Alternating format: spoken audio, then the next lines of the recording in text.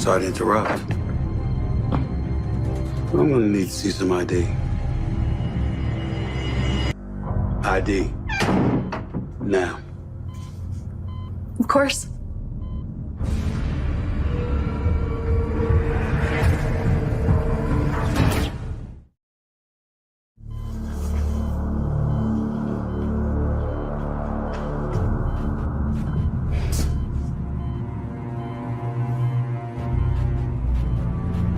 Yeah.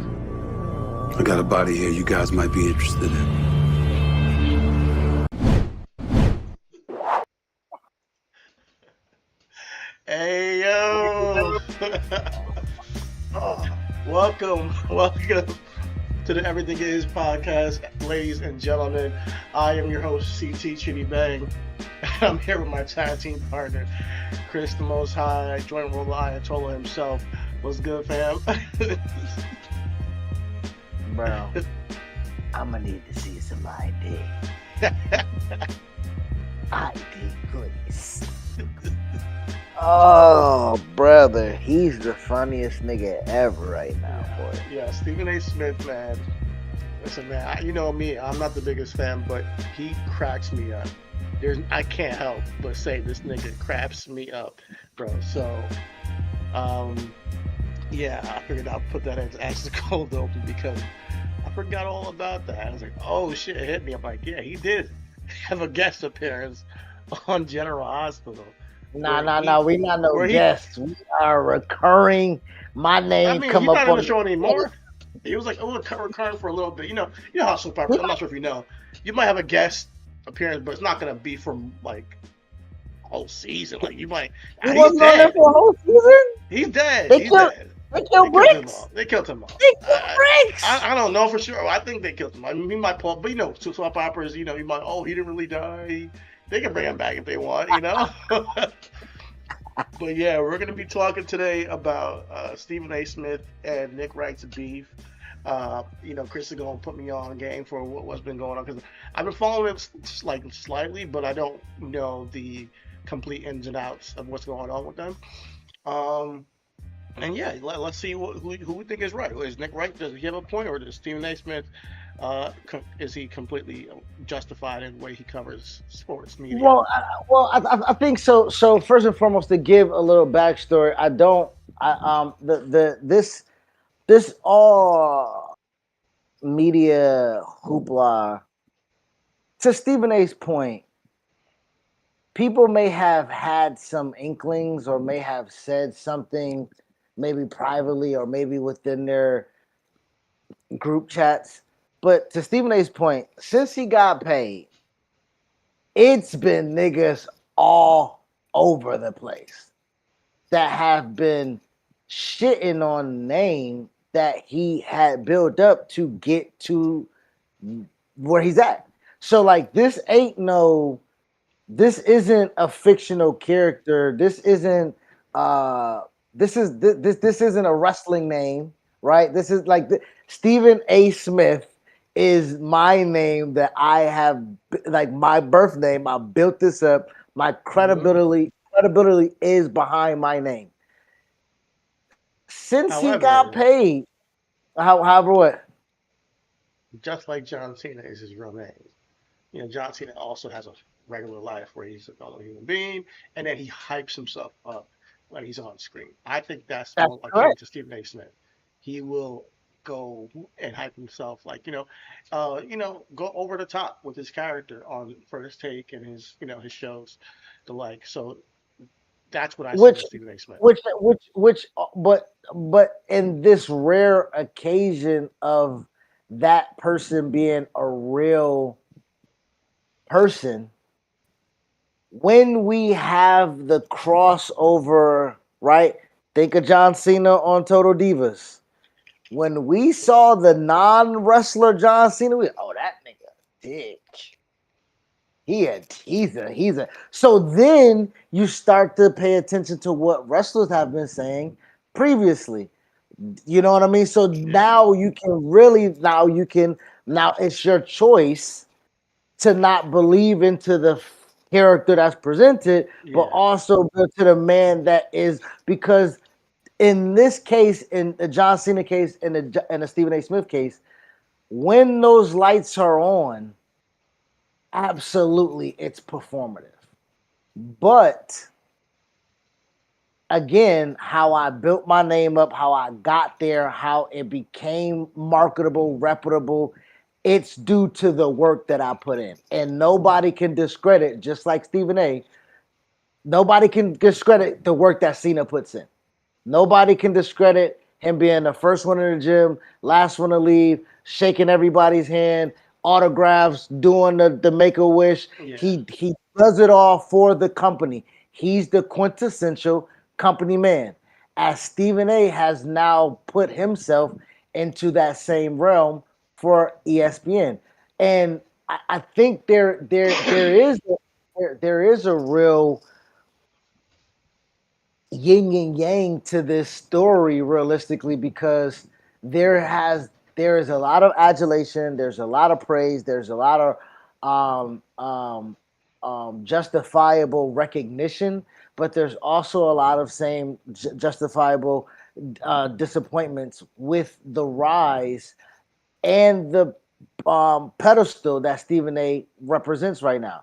Being the black man to run ESPN when Stuart Scott, rest in peace, was so frowned upon for being black and being himself and bringing the flavor and bringing Mhm. flair. Like, when when he's looked at through his contemporaries as an outsider for what he brings to ESPN. Now there's a black man essentially up top with Pat McAfee, because we can't forget about that boy over there. But Stephen A runs the company. He's on first take, get up, He's NBA homegrown countdown. ESPN, man. Like this guy worked his way up. And but some would say, he is sort of the narcissist, and the ways that he did, work his way up, came with a bit of, tap dancing for the higher ups, saying what they want to say, how they want the things covered, and maybe that's the way that you play the game.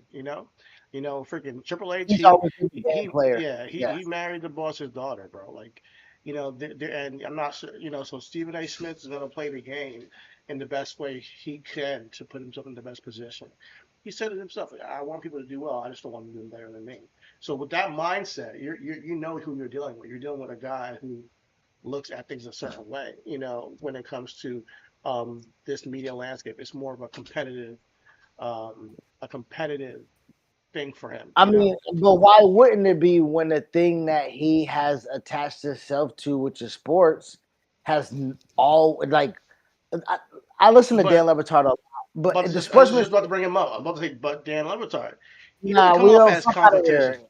No, we get fuck. But that's the and the that's the reason why I do believe Dan is a walking mat. That's Mm, why right now it's the Dan Levitard show with Stu Gatz, but Stu Gatz is doing his own thing, right? Dan Levitard show with Stu Gatz is funded by DraftKings, but Stu Gatz got something on his own with FanDuel. okay. That is a those are competitors. But because Stu Gatz has been a part of the rise and the creation and the infrastructure, he created a radio station. He helped launch the audio platform. His name's attached to the 20 years of that run. It's Mike and Mike. It's Mike and the Mad Dog. Those two are synonymous with each other, but Stu Gatz never got his credit. Yeah. Stu Gatz is the court jester, right? Stugas does not get that I am a fucking I'm a radio I am a radio creator.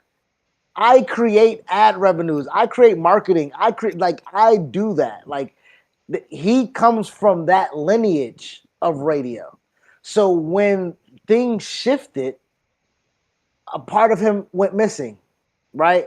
When things went to the video portion of it and they were on ESPN and they lost ESPN radio, right? When that thing shifted and now Dan is the lead guy. Which again, when things happen, everything falls on Dan. Nothing really kind of comes back to Stugatz. But in the way of what I'm saying is, even in within that relationship, there is a competition. So to your point of Dan not wanting to be that person, he falls victim to it. Yeah, He he I think ab- there's. he ab- he I think, absolutely. but one of my point is that I think there's absolutely a way to fall victim to being the guy who's trying to do the best work and not look at it like, oh, I could be the only one to succeed or the only one to be on top at least. However, because this is capitalism. This is capitalism, baby. Like there is going to be a competition. It's going to be forced because when we need to make cuts, who's gonna get cut? When we want to give somebody a salary bump, who's gonna get the bump and how much? If this is just the reality of it. But I'm just trying to put into perspective the two thought processes that you can still make a living and still grow a platform with, like Dan Lebatard, and not be that guy. You have a Well, choice. well, to Stephen A's point though, like, so he did this. So he said it to your point. He said that he wants to be the top dog, which I'm not about to limit nobody from doing that. But he also said that he worked his ass off to the point where outside of getting his money, he couldn't do an outside interview without calling somebody and asking. Like, and we all have jobs, we all have but when he looks at Pat McAfee and Pat McAfee is licensing himself out, Pat Exactly. McAfee does not So you have the don't jur. have you He don't tell do. him what to do on his show. You can't tell him what to do with his show. You can't tell him how to move. He can do College Game Day. He can go to WWE. He can do SummerSlam. He can jump off goddamn K. He can do whatever he wants to do. So now, unfortunately, I don't mean to throw race in here, but you looking at somebody coming into his house again. To you just said, Stephen A. is a homegrown guy. I'm a homegrown guy that got fired, got cut, came back, and then rose the power of the last 14 years. Right? It's not even that, like, First Take used to be a vehicle just to get to things. Like that, like when we're talking about producing television and the rock. Now everything's a vehicle to First Take. That is a shift that will absolutely erode an ego. It will absolutely inflate someone who's already aspiring to be the top guy. So then when you make things revolve around me, and he's also known for lending the helping hand, and he's not really scared to give out the power, and he don't really hoard it realistically. All he just want to know is that he the top dog and get paid like it. And to be honest and to be fair, I cannot there is nothing that I can say about that because as Dan does not do the same thing with DraftKings, there can be a situation where there's not a return on an ROI for DraftKings where it don't make sense, and now Dan and his infrastructure is floating by themselves. And I don't believe Dan is equipped for something like that. That's why John Skipper's not there. That's why Stu Gotts is not there. That's why Billy Gill is not there. That's why Chris Whittingham is not there. They all left to go get different life rafts Yeah, because Dan does not have that acumen. I don't think he has that shark mentality, and I kind of like him because of that. That's me personally, because he is a good person. He's like he's not like this guy who's gonna say like, push, push, push, gimme, gimme, gimme. It's to quote Tupac from yesterday. And I think we need more people like that. Now, granted, in this world, it's gonna be tough for people like that, 100%. And there will be times where you got to figure it out a way out of nowhere. You got to figure out how to make the next leap. You're going to lose people along the way because some people are going to want to go and get the bag. And this independent shit is not for the weak.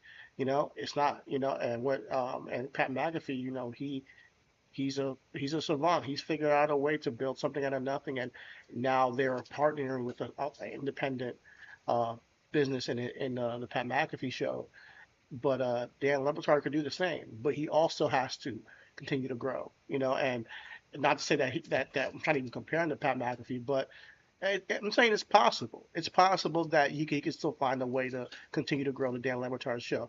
And Stephen A. Smith is also seeing these things and starting his own independent stuff too. Because yeah, you did it the corporate route. You did it and you listened to them and you didn't do all the interviews you wanted to do. And you didn't just have, say whatever you want on their show. And you listened to your bosses to cover what they wanted to cover and what they didn't want covered.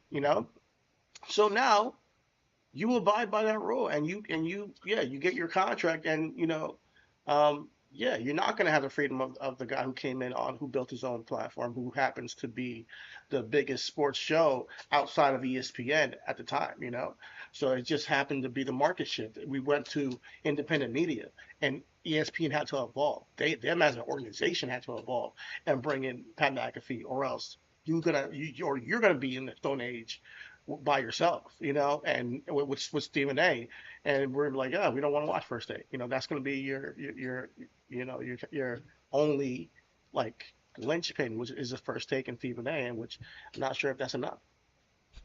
And I mean, again, to your point, First Take got to where they got to based off of, let's be honest, not really the reporting and the nuts and Yeah, bolts of the game.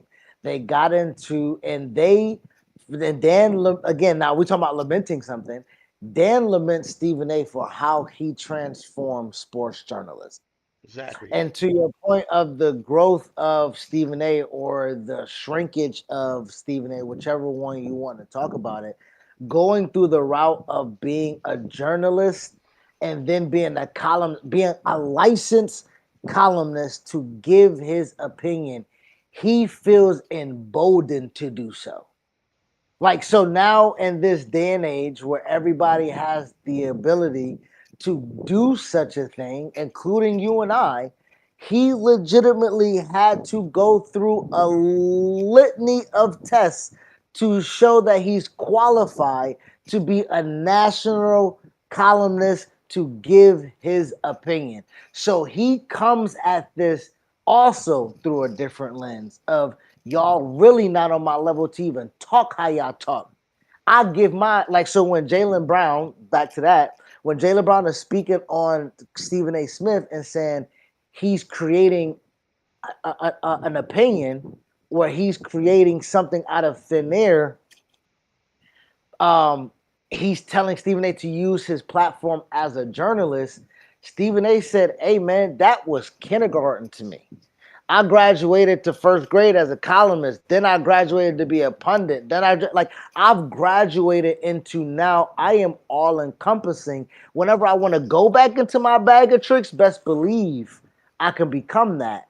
Yeah. And And to be clear, you're talking about Jalen Brown, the Jaylen Brown, the basketball player for the basketball Boston player Celtics. for the Yeah. Boston Celtics. Yeah. So, yeah, they had a little tough, a little tiff, a little spat. I know Jalen did, challenge him to a debate. But if you can give us a little timeline of what happened with them, I was curious. Yes.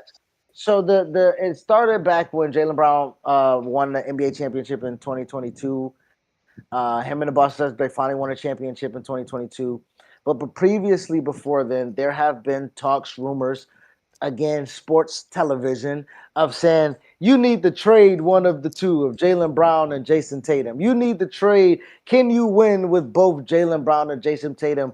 And a lot of people have always speculated on that relationship of the two. They never really seem to be quite close. They never really seem to be out with one another before. Kind of like how we look at AJ Brown and Jalen Hurts. Okay. The fracture of that relationship matters because they were the godfathers of each other's children, AJ Brown and Jalen Hurts. So Really? when Jalen Hurts is not at AJ Brown's wedding, that's why it's reported on because we're like, that looks away.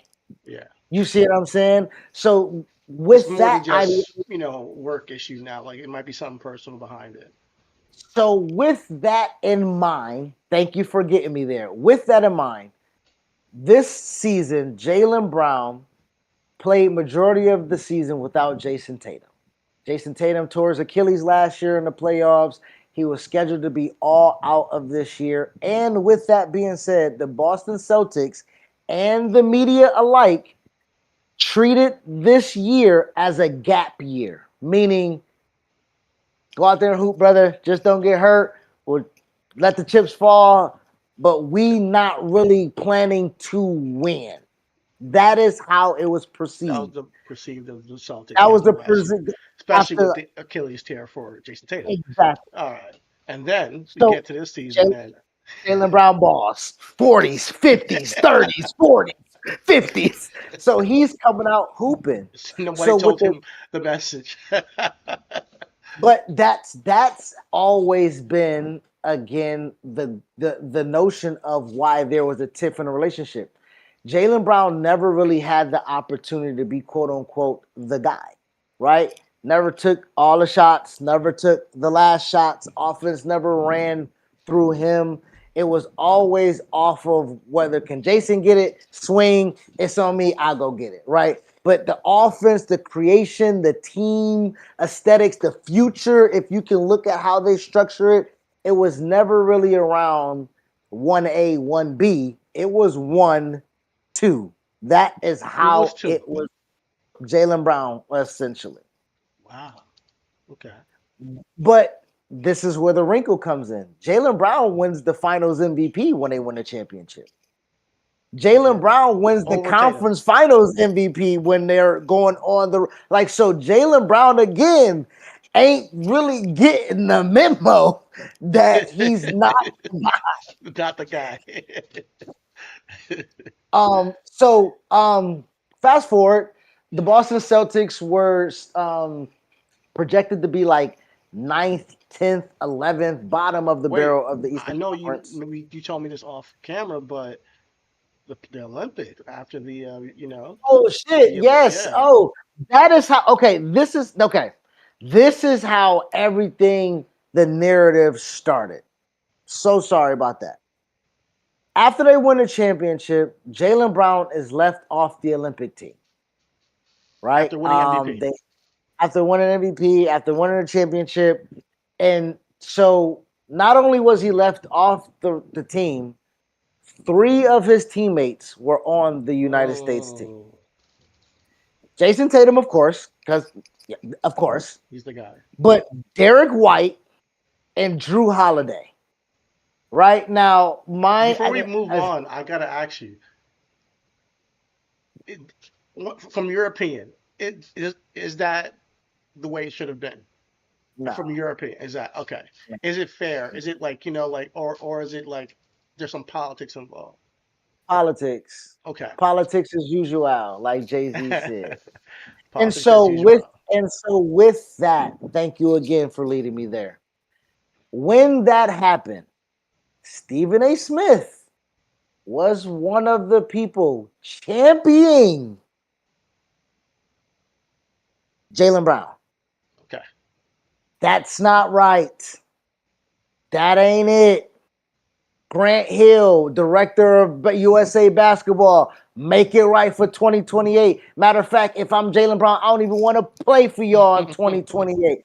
Like, legit what Stephen A was on his platform, on First Take, during the summer of 2024. Let me ask you a question. I know I'm just keep throwing in questions, but That's I'm just fine. trying to clarify That's the fine. context. Has Jalen Brown ever spoke about this being They yes. snubbed from the Yes. Olympics? So he actually had a conversation with Stephen A. Okay. So Stephen A reported on First Take during that time of champion and Jaylen Brown, but also stated and said, hey, what I'm receiving, the information that I'm receiving is that Jaylen Brown is not received well in Madison Avenue, which is the corporate headquarters, NBA Boston, yeah. headquarters, Oh, the NBA bosses, right? headquarters. Yes, yes. Not his team. He's talking about NBA Not headquarters. NBA. Oh, He okay. money where the money goes, how the marketing, Okay. like he's not perceived as one of those guys that they want to get behind. Now, a lot of people were asking why I put that information out there. Stephen A was adding context as to why that political strife is why Jaylen Brown was left off of Team USA. And I Jaylen want Brown to used to ask you another question. Why? Why would that be well, the narrative on Jalen Brown? Jaylen Brown used to be a Nike. Okay, so this is why AU and sneaker companies and everything like that kind of like warp youth sports and the Okay. money behind it and everything like that. Jaylen Brown used to be a Nike. Jaylen Brown used to be a Nike guy. He used to be under the Nike umbrella. He used to be a Nike athlete, I should say. This is during college. No, even in the NBA, he used to be a Oh, Nike athlete. so He when used did it to be a start? Nike. It started in the NBA. He used to, yeah. Well, he used to. I mean, when he got into the NBA, that's when you get Okay, your because sometimes endorsements you and know stuff like that. NIL. I'm just curious. Yeah. No, All this right. is before Okay. he Okay. before Yeah. NIL. 10 He years before, ago. Yeah. About yeah, nine, yeah. 8 years ago. Okay. Got you. So when he gets into he's endorsed by Nike. He's a Nike athlete. Team USA or USA Basketball is ran and funded by Nike, right? Okay. Well, that makes sense. When the Kyrie situation happened, early in 2021, I would say 2022, 2021, 2022, Kyrie was also a signature Nike athlete, meaning he had his own shoe. The Kyrie had a line, had a brand. So when they put their contract from Kyrie, when Nike put their contract from Kyrie, Jaylen Brown stood in solidarity with Kyrie. Used to put tape over his Nike checks and Oh everything like that, man. and so like he stood They firm took, with his guy. but for the audience, they kicked Kyrie off the Nike because of his comments on He didn't even Israel. have no he didn't even have no comments. He just posted. He retweeted a link of a video on Amazon. No Oh, caption, okay. no nothing. But what it was something that could have been perceived as anti-Semitic, as that documentary that he shared Okay. was had a lot of anti-Jew stuff, Black Israelite stuff in there. And if Okay. you pay attention to the Black Israelite stuff, they don't really, we the true, you know what I'm saying? The true ones, you know what I mean? So that caused a really, again, monetarily monetary strife within the NBA, as we kind of seen what controls.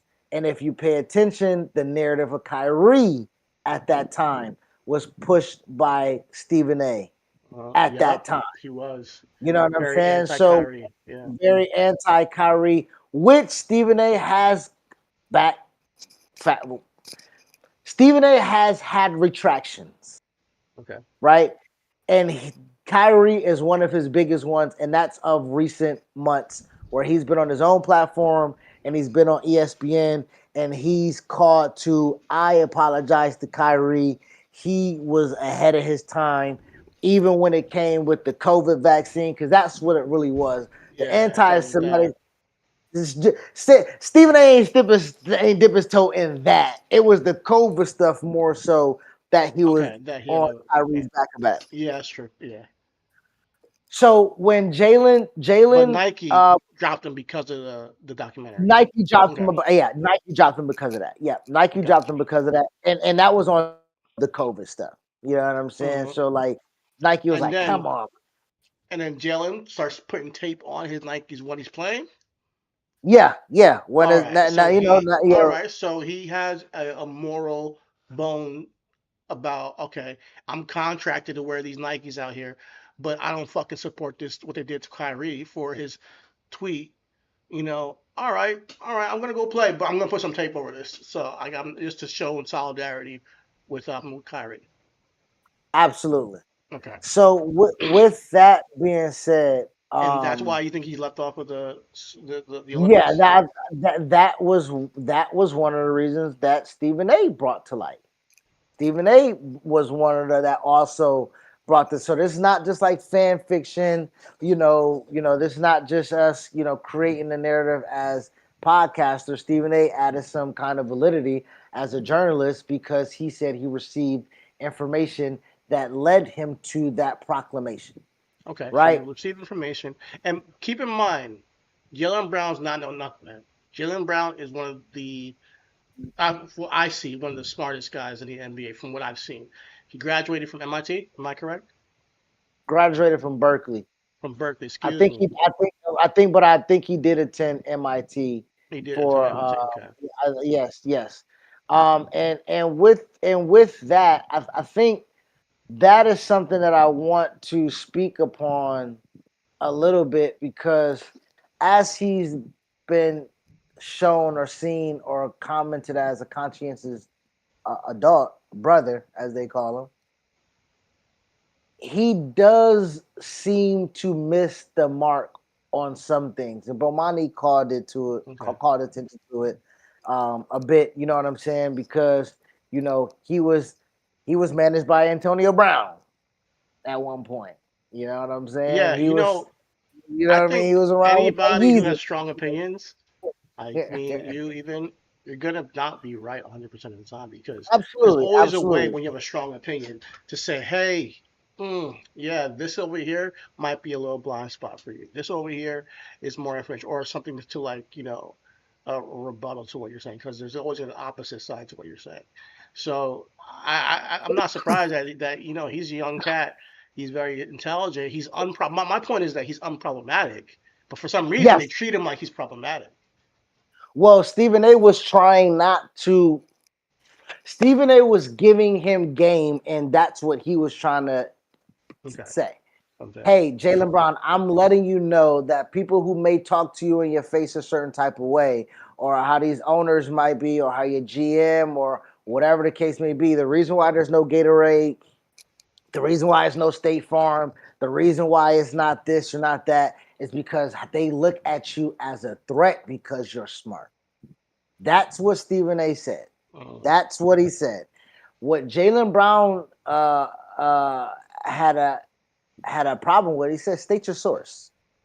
You can't just mm, say on TV that somebody texts you that they got a problem with Jalen Brown at Madison Avenue, and that's what you just throwing out there.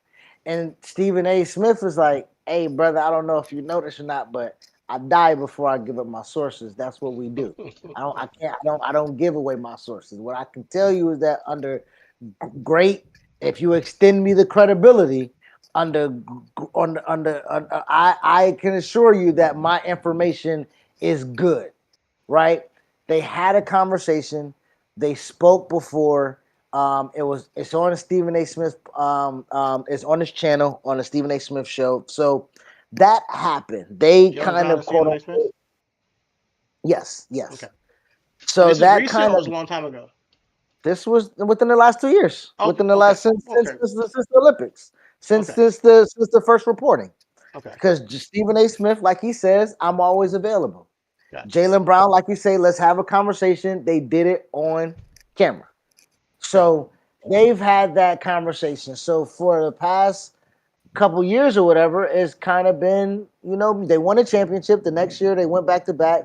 They tried to go back to back. Jason Tatum tore his Achilles, and now we bring it to this season. Stephen A. Smith is champion Jalen Brown again. Hey, he's my MVP candidate. I don't know what y'all paying attention to Jalen Brown, what he doing over there, but he my MVP over there. Hey, pay attention to Jalen Brown. Nobody thought Boston would be nothing. They number 2 in the East. Jalen Brown, my MVP. He's saying that on First Take. I'm watching it. Yeah. I'm Yeah. watching. Yeah. So he's saying it. The season ends. Season just ends. They're in the playoffs. They're the number 2 seed. They lose to the 7th seed, the Philadelphia 76ers, who've been an injured team all year long. And Boston Celtics had a 3-game to 1 lead in the best of 7 series, and all they need to do is win one more game. They lose 3 straight games to blow Damn. the Boston Celtics in franchise history first ever 3-1 lead. As Jalen Brown is the top lead dog, Mhm. right? As And that what happens, team was it again? Sorry, can you repeat the team that beat them? they beat the Sixers. Okay. Yeah, the Knicks beat the fuck out them, swept them Yeah. niggas, Yeah. swept them niggas. For real. So Boston lost to a team God that damn, that got was a swept the next round, my nigga. That's what we trying to say. for real. So if we put it in context like that, nigga, you lost to a trash ass team, nigga. Do So you think they with lost because was Tatum there? And he made it back, Tatum, right? Tatum played a few games. Yes, that's the Okay. narrative. Tatum played a few games. He hurt himself. I don't think he played game 6 or 7. So the Okay. last 2 games were just on Jalen, from what I understand. But the scuttlebutt and the thing that a lot of people are like, what's happening in Boston is that Jason Tatum was going to give it a go for Game 7. But because the calf and the Achilles is such a connection of an injury, Jason Tatum was a 30-minute scratch before the game. So the team is probably, or Jalen or whatever's preparing that, like, we about to just fucking go war together, or whatever the case may be.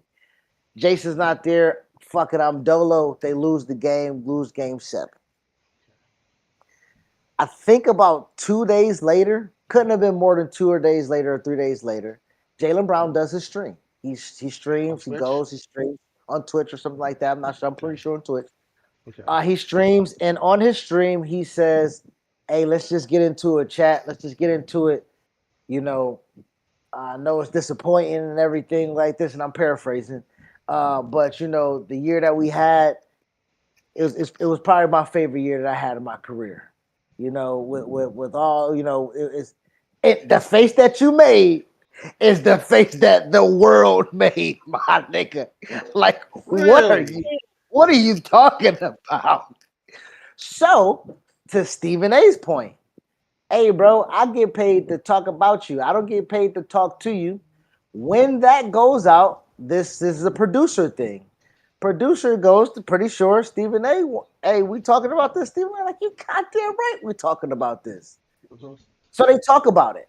And Stephen A. Smith tells Jaylen Brown, that's a bad look. That's a bad look.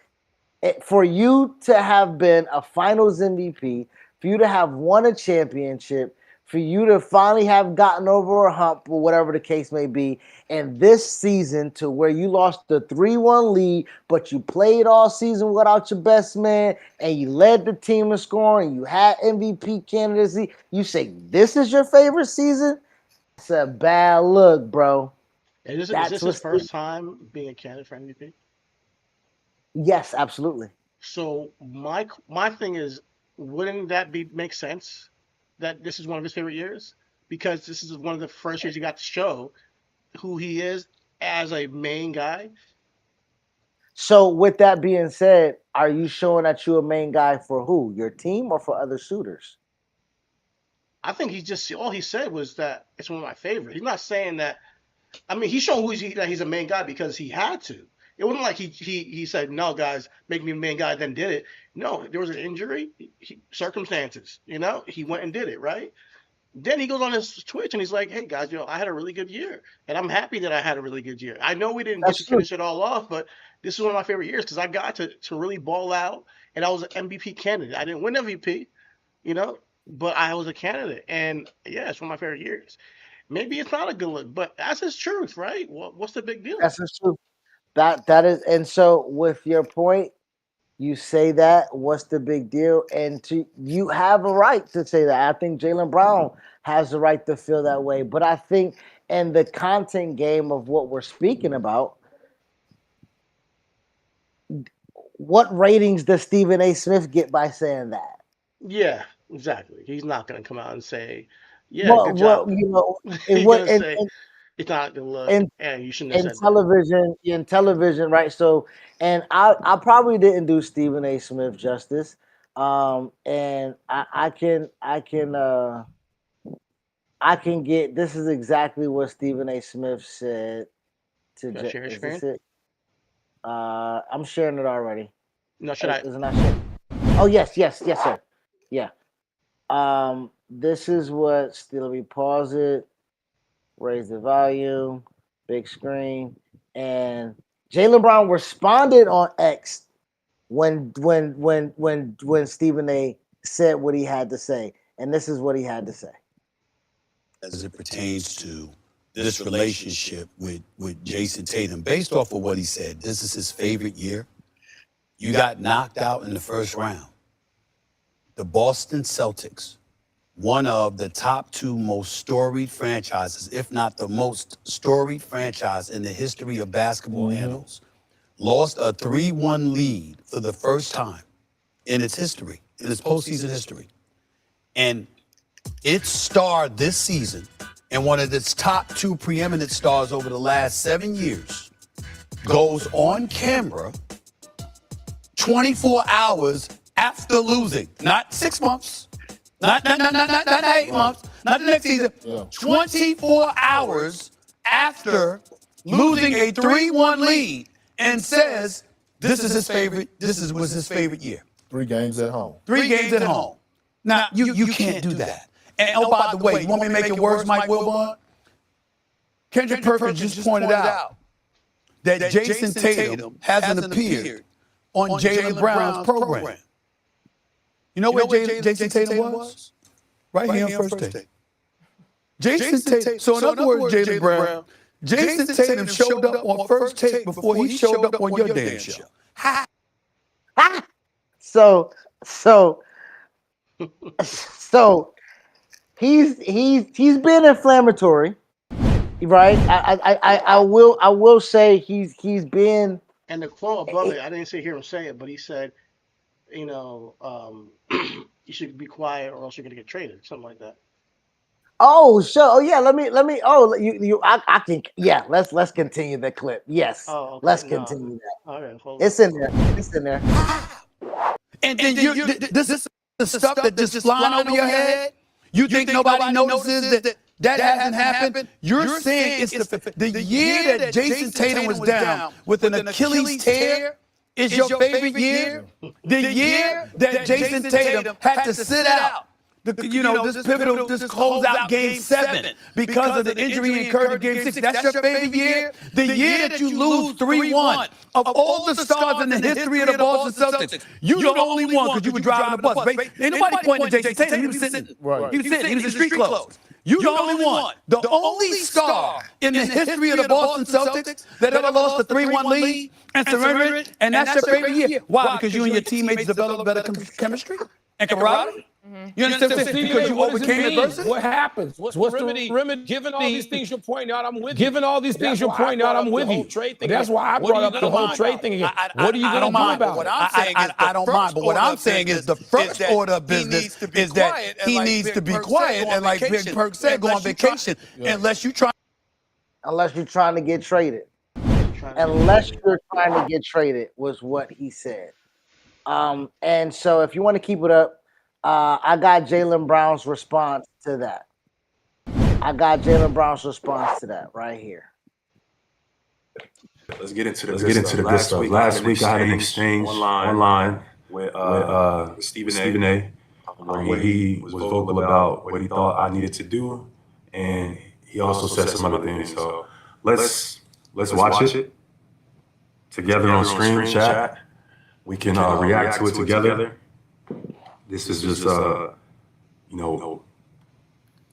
just doing some investigative journalism. This is one of the clips that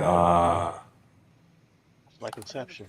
one of the clips that was going viral from our exchange. This was his response. Yeah. No, what we're doing, we react. Let's start it over. I can't hear nothing that he's saying, but go Yeah, ahead. he got a bad setup, cuz. Trust me, we know how it would be. Hold on, but that's what Stephen A. Oh my God. Okay, so with this clip, I'm gonna show you just Jaylen Brown's part where he say "fuck Stephen A." Stephen A. responds to that, and he said, "Hey, brother, I ain't gonna disrespect you. First thing you need to do, get you a damn studio. You make $300 million.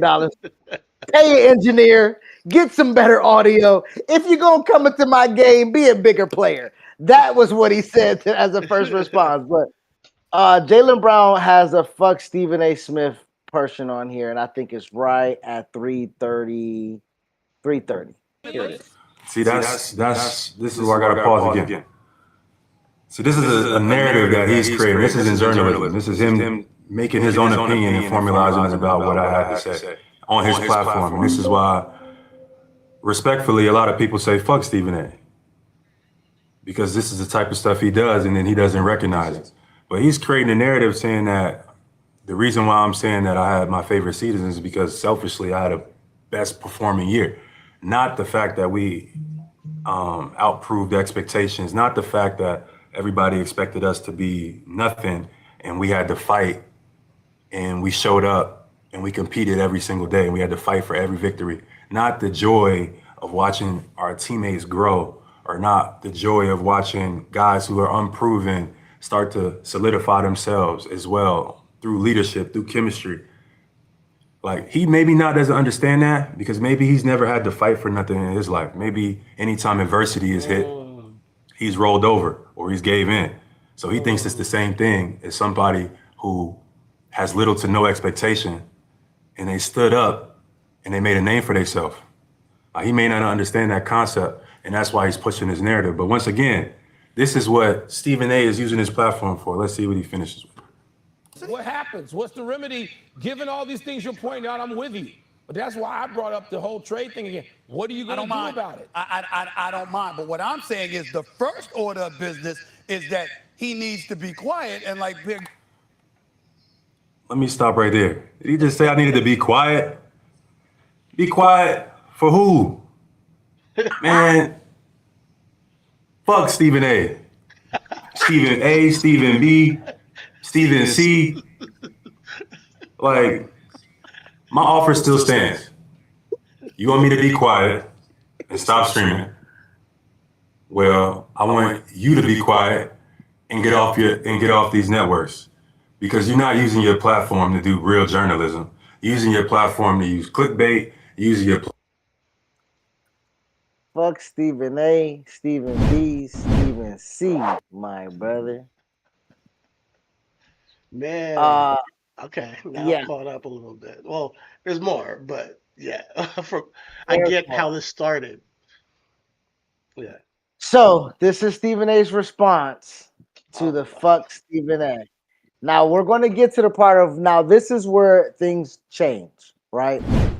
Stephen A's response to Jaylen Brown now then leads to Nick Wright and leads to Dan Le Batard and leads to now this leads to the mafioso, the mob boss thing that gets thrown on him. That's when this. So you hear this, and then you take it, and then you hear how it sounds, and then you tell me if you get the same vibe that them niggas was throwing on my man. Okay. Let me see. Because Jaylen Brown said he's not a journalist. He said he's not using this platform to be a real journalist. So this is Stephen A's response. But in the end, Jaylen Brown, be careful what you wish for. You really want me to start reporting on that level? You understand? Locker room? How the organization might think about you? How the city may feel about you? How Jason Tatum may or may not feel about you? Sneaker deals, endorsement deals, the list goes on and on. The season is over, bro. You on Twitch trying to do what I do. And talking about me needing to step away. It makes no sense. I'm not being disrespectful. I'm simply making the point that it is not wise, after 24 hours of having your season over in the first round, for you to be coming out talking about that's your favorite season. It ain't the smartest thing in the world to do.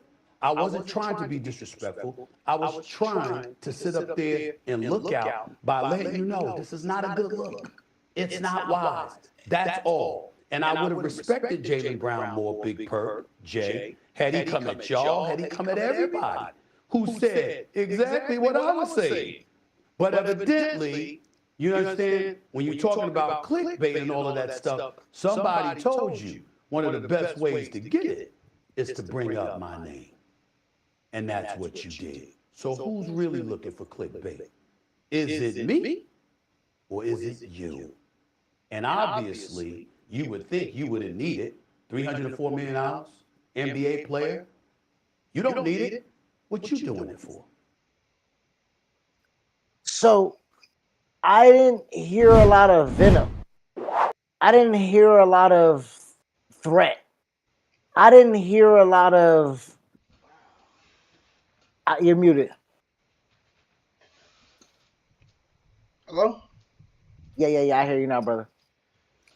I mean, he started off with a threat, in my opinion. So Really? yeah. First of all, he's acting like I didn't mean no disrespect, and so he told him to stop talking. Let's be real, like, come Yeah, on. he said it's not. Yeah, he said it's not. He said it's not wise. Stop. But that's why he said fuck Stephen A. You don't tell me to stop talking, bro. like and or else unless you want to get traded, like it is that whole thing. And this is why I think that me and Theta will never see eye to eye, because who are you to tell these guys how to be and how to move all the time? He's always trying, and this is not somebody saying, "Oh, stop smoking weed," stay off the weed. This is not that. This is an intelligent, one of the, in your opinion, one of the best players in the NFL and I mean NBA. Excuse me. Um, and you feel like just a one comment of him saying, it was one of my favorite years. Not saying this was the best year ever. It's like this is one of my favorite years, considering with a little bit of hopeful tinge of like, yeah, people have come up this year, and we overcame obstacles. So if he's telling him to stop talking, I would appreciate if he got some more context before he started talking in the first place. You know, when you But talk about Jalen Brown clickbait, didn't. before you continue, when you talk about clickbait, Stephen A. Smith took that one line of saying that it's one of his favorite seasons, and he made a whole show segment on it. But That's that what clickbait. we no what we saw of Jalen Brown was he had to do that. The first time Jalen Brown said something, he didn't offer that explanation. That was after. I just want to Mhm. add that But timeline. he said no. What But we even if he didn't say the context, right, of like uh why, he said, "Oh, it's one of my yeah. favorite seasons," you know. And Uh-huh. you're on Twitch, you're talking. It's a whole hour. Me and you, 2 hours could be talking here, and we have an Right. off comment of, yeah, it was my favorite seasons. He took that one clip and then, hey, he didn't like text him, hey, well, why is one of your favorite seasons? That's what Jalen Brown is wanting. Hey, hit me up. Why is it one of your? And then you get the context. Now you go on to the first take, make a whole segment. What he did is say, I'm going to assume what he meant by that, just like everybody else, even though I have his number. And then I'm going to go on first take and make a whole segment about it, make it salacious, and say that he is not doing the right thing. You know, It's funny how that is used against Stephen A. Smith to the same point of why Stephen A. To that point. Cam didn't give Stephen A. the heads up when he brought Jason Whitlock on the show. Right? You got my number. yeah. When LeBron hits him at the thing, he had his biggest thing is Rich and LeBron has my number. Nobody hits my line, so now it's for me So to now he's hit doing the same somebody's thing. line. But and he's the villain. But he's the villain in all those stories. Nobody I else mean, I takes don't, the mantle of the villain. I don't. But my thing is, if you're going to condemn people for not hitting your line, hit people's line. Then be consistent on what you're going to do before you go on your platform and start making up a narrative. Because that's what he did. Talking about clickbait, he created a narrative. That reason why it's his favorite season is that, oh, maybe he wants to be traded because he wants to be the guy. When it could be more than that. Like he mentioned in the response, hey man, it's not just that. We overcame a lot of adversity, and he explained himself very, very well. So when you get the full context, you're like, oh, okay, that's what he meant. And Stephen A. Smith, no, he's not going to go do that. He's going to make a whole story about it, and be on his high horse of how Jalen Brown should talk, and how. So it is a bit what's the arrogant or But but condescending what he's doing with but Jalen Brown. to the journalism portion of it, Stephen A is not saying those as just his sentiments. That's what he's saying.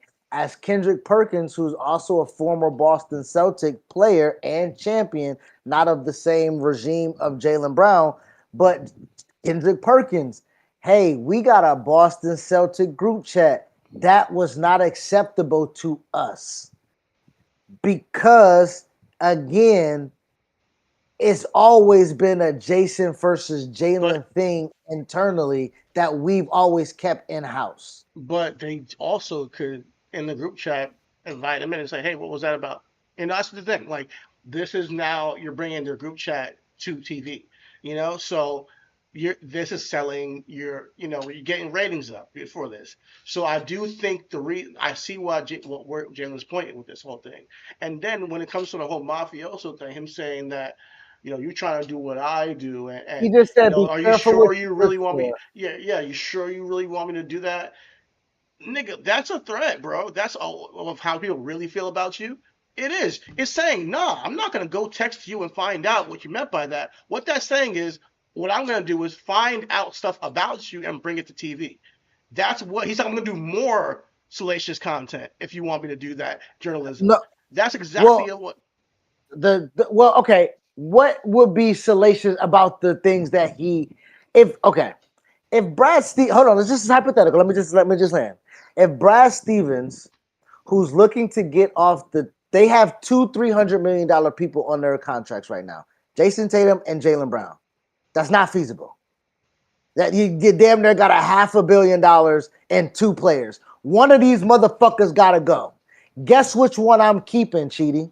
I'm keeping the one that can make me some money on the back end, which will be Jason Tatum. So if I'm Brad Stevens and I'm trying to work backdoor deals, because it is real scuttlebutt, not just me, not just Stephen A. with 520, we making up scenarios as sports fans. Jaylen Brown might be going to the Atlanta Hawks.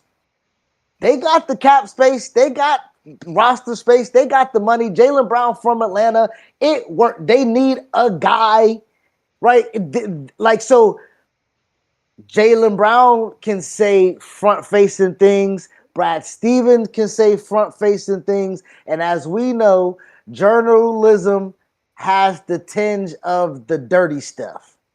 And I don't think that would be salacious to the point of, hey, Jaylen Brown, the GM that you think is your friend that's smiling in your face, I got information how they really feel about you. I got information how Boston really feels about you. Boston may be tolerating you, but they don't feel like, and I don't think that would be something that would be considered salacious. That would just be bringing that to your attention.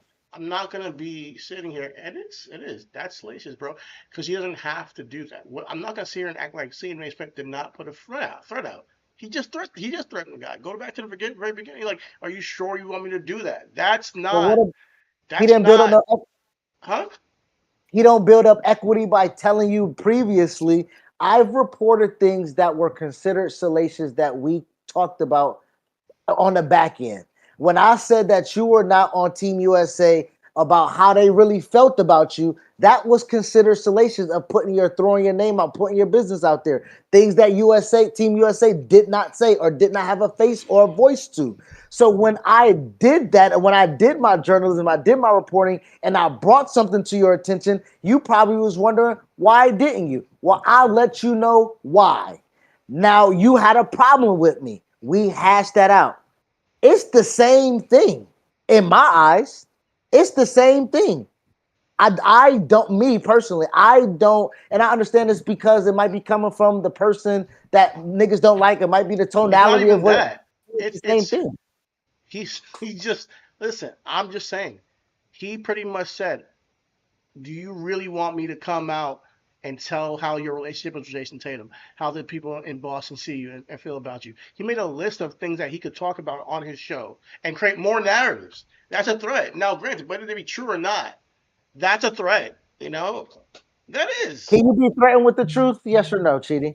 Yes, you know that you can be threatened with truth. That's called what, blackmail. You could have done some cheating on your wife, and then I know, and it's like, hey, yo, you sure you want me to tell somebody? That's blackmail. Dead ass.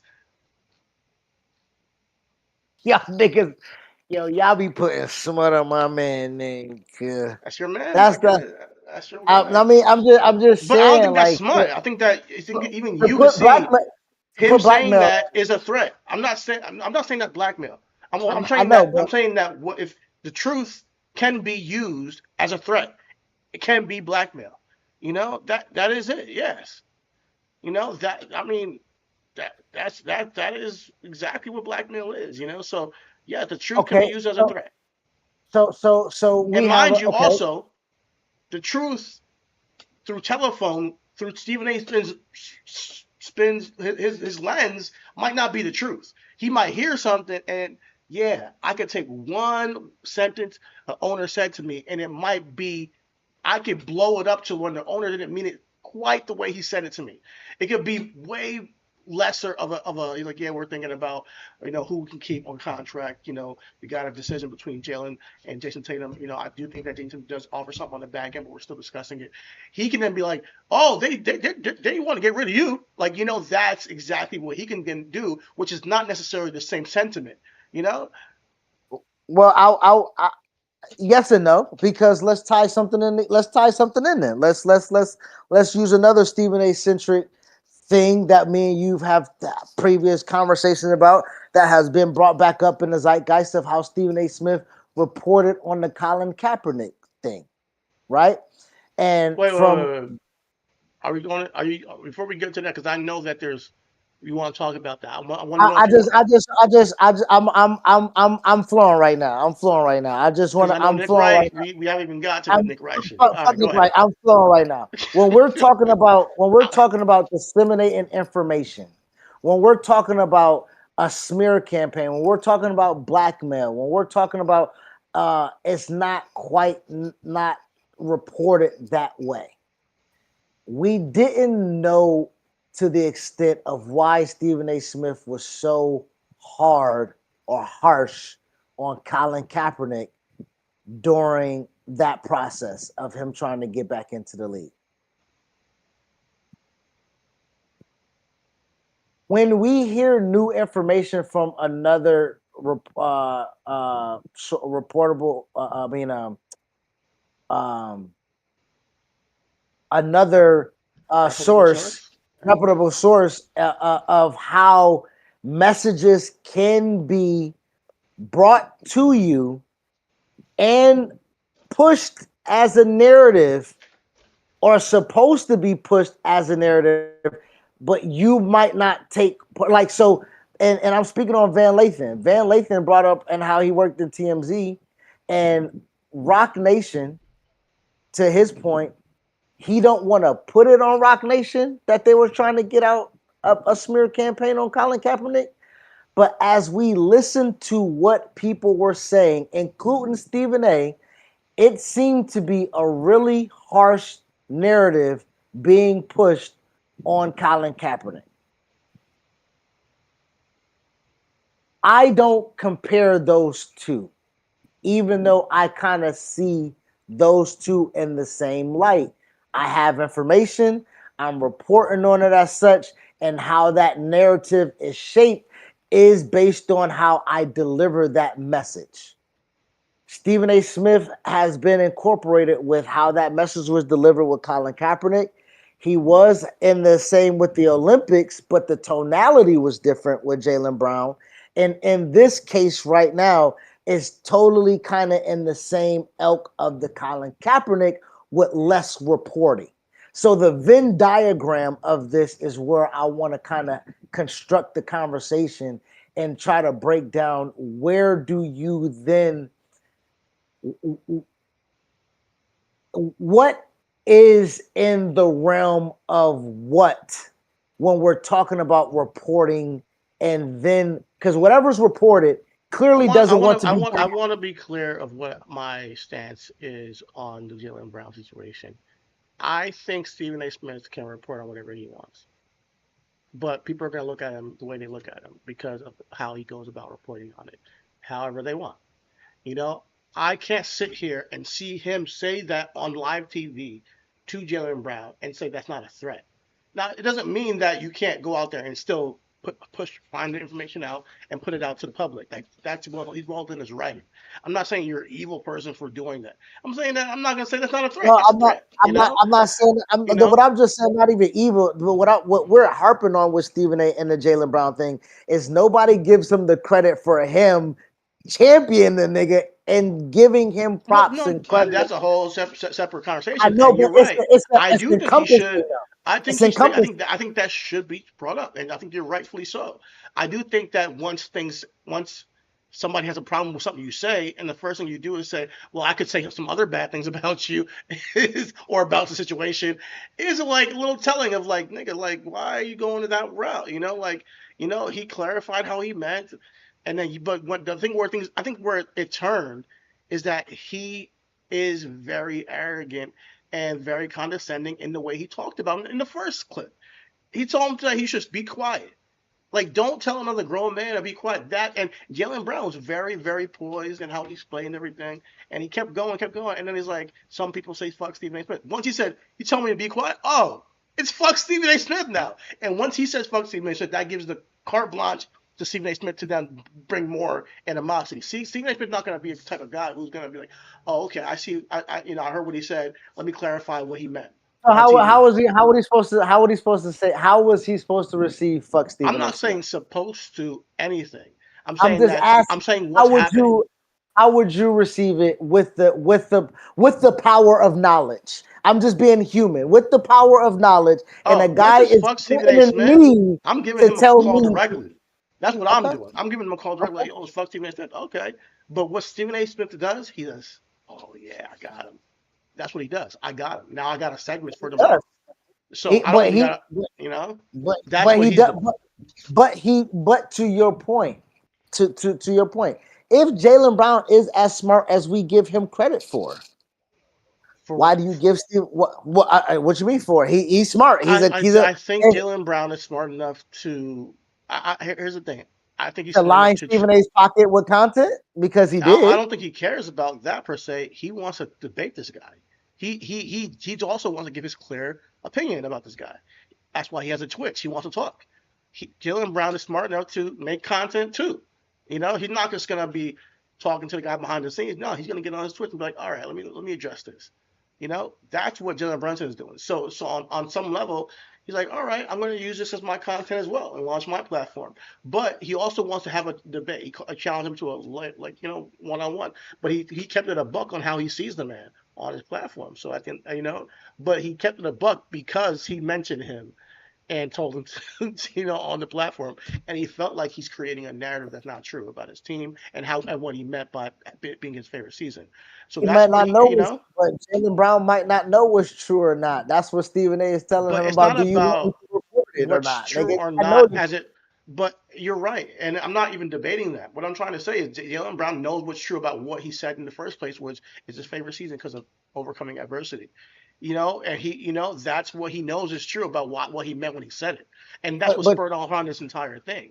But Chidi, when we first played it and you heard it, your face was like, "Come on, guy!" Like even you, like so. Even you, when he said it, well, Jaylen Brown or Stephen A. Yeah, Jaylen Brown, when he said it was my favorite season, and you got the context, and him when you heard it, you gave a little eye roll because I need to go. No, I need to rewind. I'm not sure if gave an eye roll. Okay, I said, all right. No, I think I nodded because it made sense to me. Because I think this is got to keep in mind. This is a guy who won a championship already. It's not a guy who's like, oh man, feeding for a championship. He's like, man, we had a great season. I had a good season, and people stepped up. We overcame adversity when people thought we weren't going to be a good team, and we still proved that we still could, compete. But you lost to That's a a team. journey. That's a journey to get there, though. But they still overcame odds. They still outperformed what a lot of people thought they were going to do this year because they didn't have Jason Tatum. But to your point, yes or no? Do niggas get? So we have two different things that we're talking about. Do you praise the 42-year-old LeBron James for being 42 and playing at a high level, or do you blame him for not doing enough when he's capable of being the best player on the floor? I think you can do both, but you gotta have context of how you talk about it. I think you can say, "Listen, I wish he could do more with if he's going to be on the floor." At the same time, he's still there doing fantastic, putting up 30, 40s. Like he's having games that we're like, man, we've never seen a guy at that age do. So you can have the same nuanced conversation. And I think Stephen A. wasn't. I think to your point, like again, so you say. When Stephen A. said, be quiet, Jaylen Brown said, oh, well, the gloves is off. Fuck Stephen A. When Stephen A. heard fuck Stephen A., he didn't say the gloves is off. He was just like, all right, nigga, you want me to go back in this bag that I really can go into? He said, I'm not going to talk down about the brother. He said, I'm not going to get into a back and forth with the brother. But what I will do is that I will, but he did not disrespect him, bro. No, he did not. I didn't say disrespect. He said he went back and forth with the guy. He went back and forth and disrespect. Telling a grown man to be quiet is disrespect. Sorry, some people are gonna take that disrespect. Don't tell me to be quiet. Period. I know me. If somebody's telling me to be quiet, how are you? How about you? Somebody on some other podcast or show says, "Yo, yeah, Chris should shut up. He should be quiet, or else." And I'm gonna tell what news I got on him. Like it's gonna feel some type of way. As a man, it's gonna hit you like, "Oh, word. Oh, fuck that nigga." Like that's what But it was. that's so. Real But that's time, my and he's point. on a Twitch, so he's a real time reacting to this. But It's not like he but like that's my heard it and then came on Twitch like an hour later. He's like real time react. He didn't know he was gonna say that. You could tell. but we give that leniency to Jaylen Brown as Stephen A, who has to bring something to the show, sees Jaylen Brown with no context, even though you say he don't have to have context when he says what he says, just flat out, this is my favorite season. Like Stephen A said, 24 hours after you losing, it did not receive well because my line blew up. My sources hit me up. Did you see this? Did you hear what he said? This is why Boston don't like him. This is why they want to get rid of him. This and that. That is what he's getting. Let me ask you a quick But question. yeah, Would you get rid of Jillian Brown if you were in the GMC? if I can get something from him, yes. Would Yes, you I get would. rid of Jason Tatum if you can get something for him? I don't think I can get. I, I don't think I'll be able to get a package for Jason Because of the Tatum. That injuries? no, not even that. Nigga, the Okay. upside. That nigga, I ain't gonna hold you. The upside It's is more not for a. Jalen Brown, you think? The upside is more for Jason Tatum. So why wouldn't you be able to get something from Jason Tatum for Jason Tatum? Because I won't get something that will be like I won't get nothing in return that will be that will Be worthy, generate worth it. that will be worth it. That will be Okay. worth it. I So can you think Jason Tatum is a better player than Jalen Brown? You think you can get something from Jalen Brown that'd be worth it? yes, I think that you can get something for Jaylen Brown that will be worth it to help surround Jason Tatum. And I think if I'm Boston, I won't get shitted on in Boston if I Okay. trade Jaylen. Then trade Jalen Brown. I honestly, I'm rooting for Jalen Brown. I'm rooting for him because I'm rooting for him too. I you want know, him to have his own team. I think that is and when we're looking at it, he was the first of the $300 million guys. He was the first one. He got his contract first. It was the highest contract in the league history. He signed that. He's the guy. He was there in Boston before Jason Tatum. That's true. He is been the linchpin of the Boston Celtics. So for me, it does feel like it's a little bit unfair, but I'm gonna also look at it as this. Kobe Bryant was always they did not like the Batman and Robin thing. They said Batman Superman. That's what Shaq and Kobe wanted to be. They wanted to be equals. They wanted to be the Justice League. But at the end of the day, when Shaq went down and it was all on Kobe and the spotlight was on Kobe and he didn't have to share with the 7-1 Shaq Diesel, everybody was like, "Oh, the second era of Michael Jordan." It wasn't Shaq's teammate. It wasn't Shaq's sidekick. It was Kobe can be the best player in the league. So when you have that dynamic, and then when Shaq comes back, and then now we have the internal infighting of your turn, my turn type situation. At the end of the day, the Lakers got rid of Shaq yeah, and and it benefited both.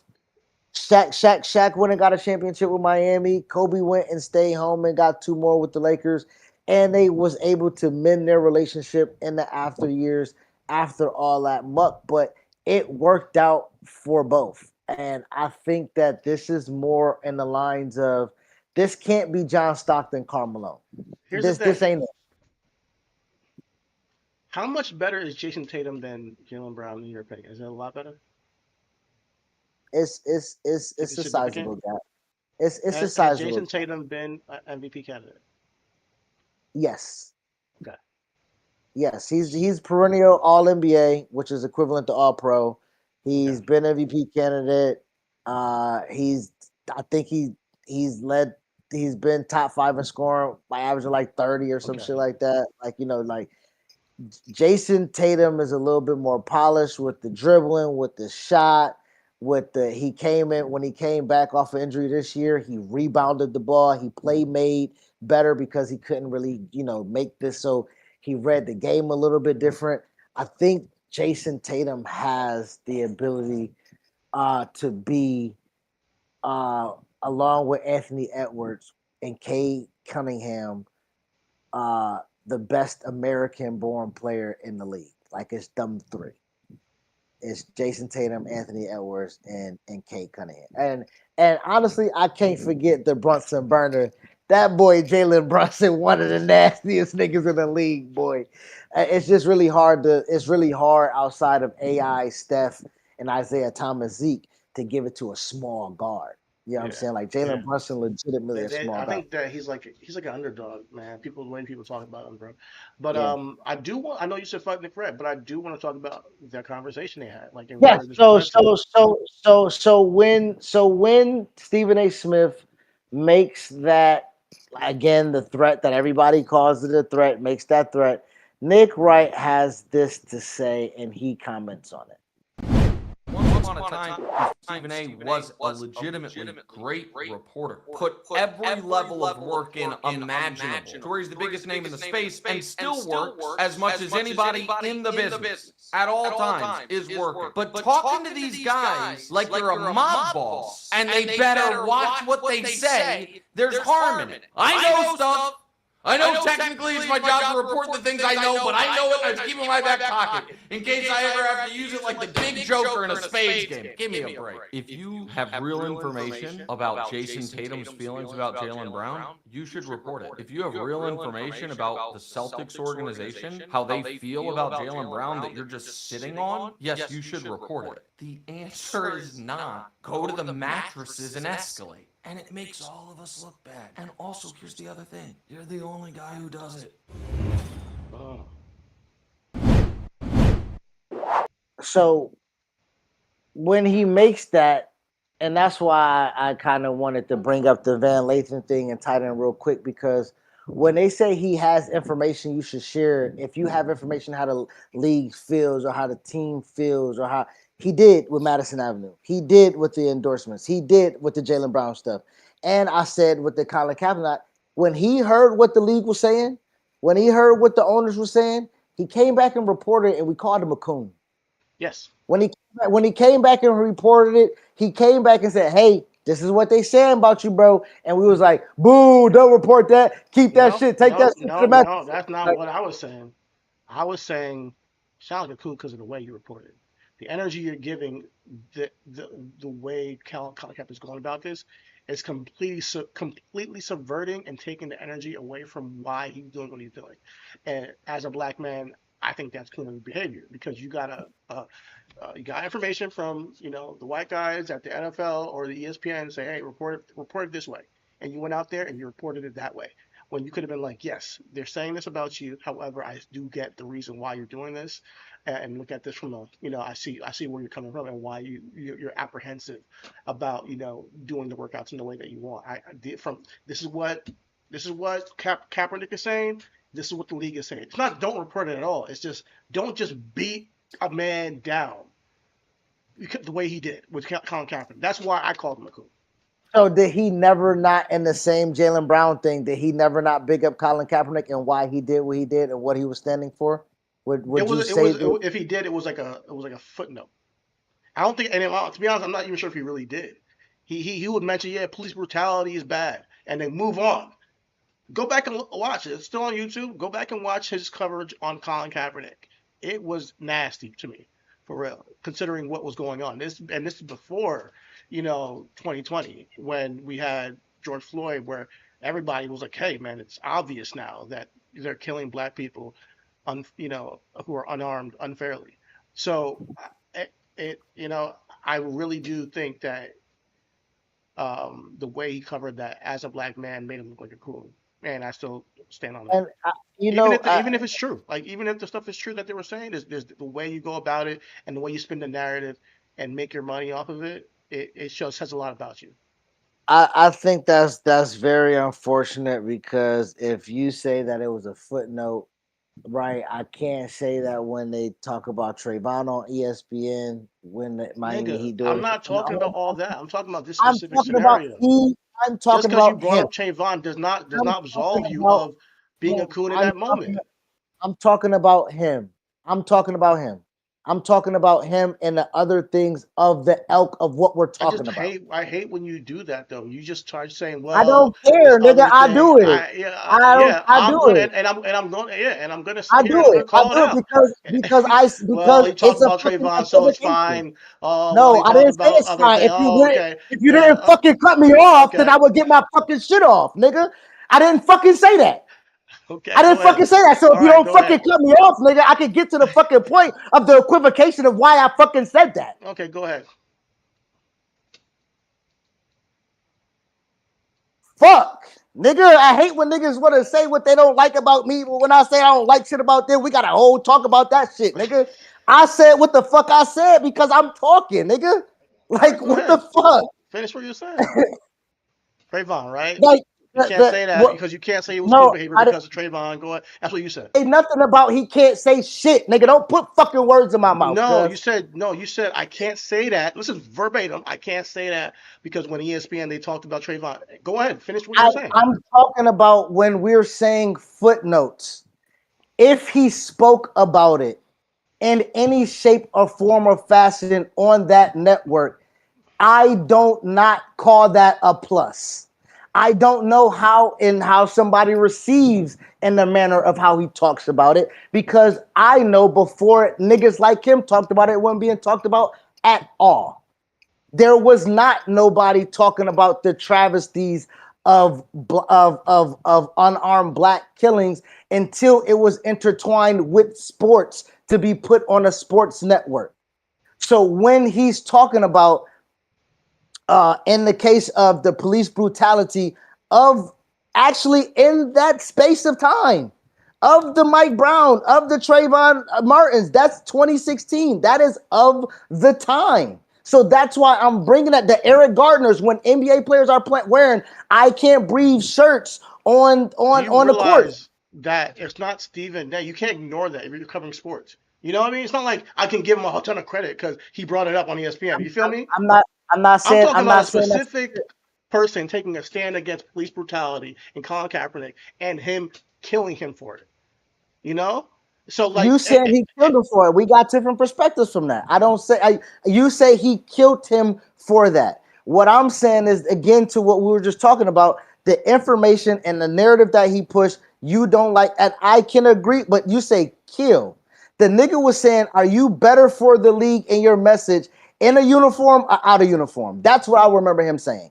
I'm saying I remember him trying to have a conversation with that nigga through television. Hey, what you're doing and how you're doing it, it's not being received well by the people that you're trying to go back to. That was a message that he was getting off to the nigga. all He right. was trying to tell him in the information that he was receiving in the way that they told him to tell it and in a way that he was trying to tell it in a way that it wasn't, but it was still perceived that way. So he lost that one. He lost that one. I can't do nothing to change your mind on how the fuck he sounded to you because that's how your ears heard it. But what I'm saying to you is that in that moment, I'm hearing him say, also with the weed stuff, hey, brother, do what you want, but don't ever fuck up the money if it's going to be about something that you're going to Yeah, I don't use care it about that for. stuff. The weed stuff, I agree with Okay, him on. I know. But that's not what I'm talking about. Like, I get it. I'm, Stephen I'm, A. I'm Smith not, is I'm saying, not on every single topic. Do I gotta stay here and give Stephen A. Smith credit for how he covers it? He hasn't covered that specific topic with Colin Kaepernick in the best way for a black man to cover it. In my opinion, even if you want to talk about the way things are perceived by the league, you can understand that Stephen A. Smith is a go along, get along nigga. So at the end of the day, it's gonna come off a certain way. Because he feels like he puts the money first. We've had this conversation a ton of times, and you understand it too. You see the way he covers politics today. I'm not sitting here making this shit up, bro. Like we know who this nigga is. So and then you can sit here and spin it as if you heard it a different way, and you can have that opinion. I'm That's your literally opinion. saying I heard the Jalen Brown thing a different way. I'm in a conversation that we're having right now. Yeah, I didn't I hear the know. threat. I know you didn't. I know because you don't hear none of that shit always. But at the You're end right. of the day, like when somebody has a Because I'm threat, conservative and then too. you want to I listen. vote Maybe Republican. listen. Shit. I don't know. I'm not saying that. You can put yourself out there all you want. I'm saying that if somebody says basically has an angle on something that's aggressive towards one side of the coin without giving the weight to what the purpose is of a guy doing something that is to bring light to police brutality. And as a black man, and then you kind of are being the main main voice against it in the media. It was really Stephen A. Smith, where I would have to wait for him to stop talking so Matt Kellerman can give like a other side to this thing. Yeah, he looked like a kook. And it's not because he got information and he reported on it. No, you can report on information, but I'm telling you, the way he reports on things is to cause some type of he first of all he reports on it in favor of corporations for one, and two he wants to create more content out of it. So he didn't report on it from a place of a person who's like, yeah, I want to find the best way to cover this from a tactful point of view. He's not. He's just gonna go out there and swing for the fences. So when you come out and says, "Do you really What want?" I When he comes out here and he says, "Do you really want me to tell you what I'm saying about?" That's a threat, bro. I know you didn't hear that, but that is a threat. That is a. I'm not saying it's the worst thing in the world. He's the devil for it, but that's a threat. And the fact that we can't agree on like what a threat is, then what I I'm can't even really I have this mean conversation. the fact that we're having again, if everything is fucking if if Jalen Brown says what he says and it's not a big thing, what makes what Stephen A say a big thing? If Listen, what I'm just saying it was a threat, and you said it I'm wasn't. I'm not saying I'm it's a big thing. I said it's a threat. It I, is. And then at the end of the day, none of this is like life threatening. This stuff. But the Kaepernick stuff was. But this stuff was Jim Brown. It's not like the end of the world no, to me. But if I hear a it's not. threat, I'm not gonna sit here and act like I didn't fucking hear a threat. I'm the we just had a I said, can you threat with the truth? You said yes, it's blackmail. So I'm then extrapolating that, and I said, do you think that's black? You said no. So at the same time, I still at the end of the day don't believe that's a threat of to the extent of what we talked about. Is that a threat of information? I I heard, again, to the point, like you But said, you I say, never do hear you what it really? says. Are you sure you don't be careful what you Are wish you for? sure you Do be you sure careful you what want you to do wish that? for? Listen, I don't get how you don't understand that's a threat, bro. When me and you are That's why people are calling him a mob boss. It's not like they're just making it up.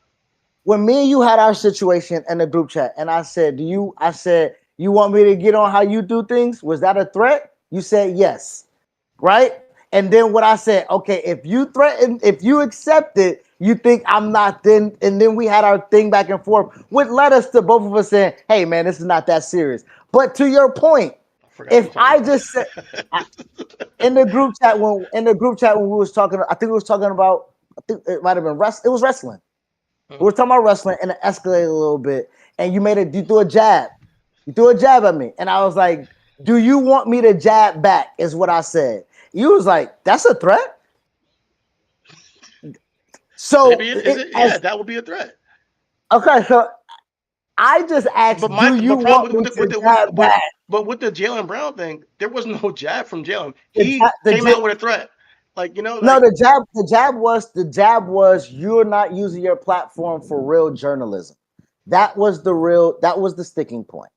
And that's why Nick Wright leads with Stephen A. Smith used to be a legitimate, real journalist. and He Nick Wright is made on his ESPN own. too, right? Is he still on No, he's ESPN? on Fox. He's on He's on Fox now. Fox. Oh, okay. Okay. I was about to say because that would have been funny if he was. Yeah, he's on So Fox. You're right. Yeah. he's on Fox. So the thing that was the jab was you're using your platform to push a narrative of clickbait when you're not reporting the journalism of your sources. Last time you did that. Right now, I'm not hearing that. So Jalen Brown's point is, I'm hearing a lot of opinions right now. I'm here, and you tell me to be quiet, nigga. What you mean be quiet? Mhm. You not reporting, and you. So I'm seeing that. I'm not going against that. I'm thinking the fodder is good when Stephen A. Smith comes back and be like, "Hey man, chill. You want me to be a journalist? You want to know why Allen Iverson ain't talked to me for 8 months? It's because I had to report some shit." I had to do my job. Right, that's a real why Matt Barnes when Matt Barnes has a thing and he calls him a coon. When Matt Barnes, you didn't see what Matt No, I Barnes remember. called Yeah, I Stephen remember A. that. Yeah. And Stephen A was like, "Nigga, what you talking, nigga? You mean the nigga that championed you, the nigga that held you down in Philly, the nigga who don't report on your salacious stuff that I know I got? That's what I'm speaking of." Yeah, that nigga. As But you realize that nigga still could be a coon. Like it's like just because you didn't report my bad shit doesn't mean you're not a coon. Like that's what another thing. What he's doing right there is saying, "Oh, really? I got dirt on you too." Like I mean. that's the it's DJ academic shit, bro. Like this is what they do. It's really not. I'm gonna call it a bitch shit. Like it's not like standing. It's not like man to man shit. Where it's like, you know what? I know he got his dirt, and I'm not gonna put it out there. Is it dirt or is it real news though? Is it dirt or is it real news? Like if if I Steven know Jackson, somebody's cheating, listen. At the end of the day, if I know somebody's cheating on their wife, it's dirt, even if it's real. At the end of the day, I will then, as a man, say, "Oh, that's their business." I'm not, even if I'm getting into a fight with them or arguing with them, I'm not gonna go on a public platform and say, "You know what I know about you? You better not keep coming back at me because I'll say it." Like that's bitch ass shit to me. If I have an issue with you, I'm gonna talk about the issue. Okay, why you think I'm a coon then? Let's go. Let's talk about it. You know, not well. I did you a favor before, so that means that I'm not a coon. Well, don't say something bad about me. No, nigga, you can still be a fucking coon because of how you cover your topics. We talked about the Jasmine Crockett thing. We talked about the Kaepernick thing. I'm not sitting here and just trying to throw that out willy nilly on the guy. You know, like I'm not like, but dude, you cover things like a I know, coon. You also I are kind know. of a bitch when it comes to this media shit. When it comes to sports athletes, you cover it really like you are some like not saying he's like a mob boss, but like you're throwing out threats like, yeah, I got dirt on you. I'll put it out there. Veil threats to people is bitch shit. And like just like Nick Wright said, he's the only one that does that shit, and he makes them all look bad, which is true. I'm sorry. How is it? How? All right, that's respect. Respect. Everybody looks every. So that's my point of Diana Russini because she fucking gets sources. Now all the bitches do the same thing. We all look bad But because she no, do that. but she said that, and there's truth to that. I'm not saying that it's right. Like if I'm a journalist and I know like that they're not going to give me information now because one day down the line they might say, "Oh, I can then turn it on them and say, I know some stuff about you." Yeah, a player can hear Stephen A. Smith and have a vision of them of what a sports media athlete is because he's the biggest one. A new young player, especially these young cats who are going through they look at Stephen A. Smith as what is the mark the arbiter of what a sports media guy is. And yeah, it could That it could shouldn't be it could that give, shouldn't be the case because when you're a player, you have a beat right. You have a beat reporter. You but have it's your local news. natural though. You might have But an it's antithetical relationship with people that you see on TV like Nick Wright because these TV guys, maybe not the guy that I talk to every single week, but that TV guy, I'm not talking to him at all. And it does make them have a little stigma. I'm not saying it's right, but I no. can I see mean, that happening. but it's. I mean, I'm not. I don't. And even if it is right to them, it's there to our point. It's right to Stephen A's point. He said, "Nigga, Jason Tatum ain't got no problem coming up here, nigga, with me." Like he's like that's the jab back. Like Jason Tatum does not look at me like that. LeBron might, Kyrie might, but I can sit down with Steph. KD might, but I can sit down with Edwards. Like he can, like with the power of the media and the power of the player, there is a power struggle. At one point in time, the players absolutely needed the media. As times change, the players do not need the media as much, but it's obligated in their contract to talk to the media because the media rights deal is now what gives them the $300 million contracts. That is the reason why it's important to have a player media relationship, but it's not important to either party. It's not important. It's not important for the player because I can have my own platform and do my own thing. And it's not important for the motherfucking media because, nigga, I can grab whatever you say on your platform and on your own thing and then make content on my shit. Like, so it don't benefit anyone. And that's not a Stephen A fault or a player fault. It's with the time's fault. I'm not saying that No, the I'm not times. saying you're not. I I'm think that's another conversation. I think you're right on that though. Like that's right, but I also think that Wright has a thing when you say, okay, you're a top guy, and you're operating in a way that's just like, just might be a little distasteful, might be a little bit But because cringe. what I eat don't make you shit, nigga. Then you are the LeBron guy. Nick Wright is the LeBron guy. Like he has carved the lane out. He's admitted to it on the clip that he's like, I have a relationship with Maverick Carter. Maverick Carter's in the circle of LeBron James. I have a short, very vague relationship with Rich Paul. Rich Paul is the manager of LeBron James. When I see LeBron James, I'm cordial. So Nick has his biases as well. And with that being said, he gets information as well and it's disseminated. It's just more positive, but he has the same premise in how he does things and how he presents things and how he creates the narrative. So in the case of when he says But I don't think that's the issue. Is like getting information and disseminating information. It's more of no, the I know stuff about you, and you don't want me to say it type of vibe he gives off when he talks about these things.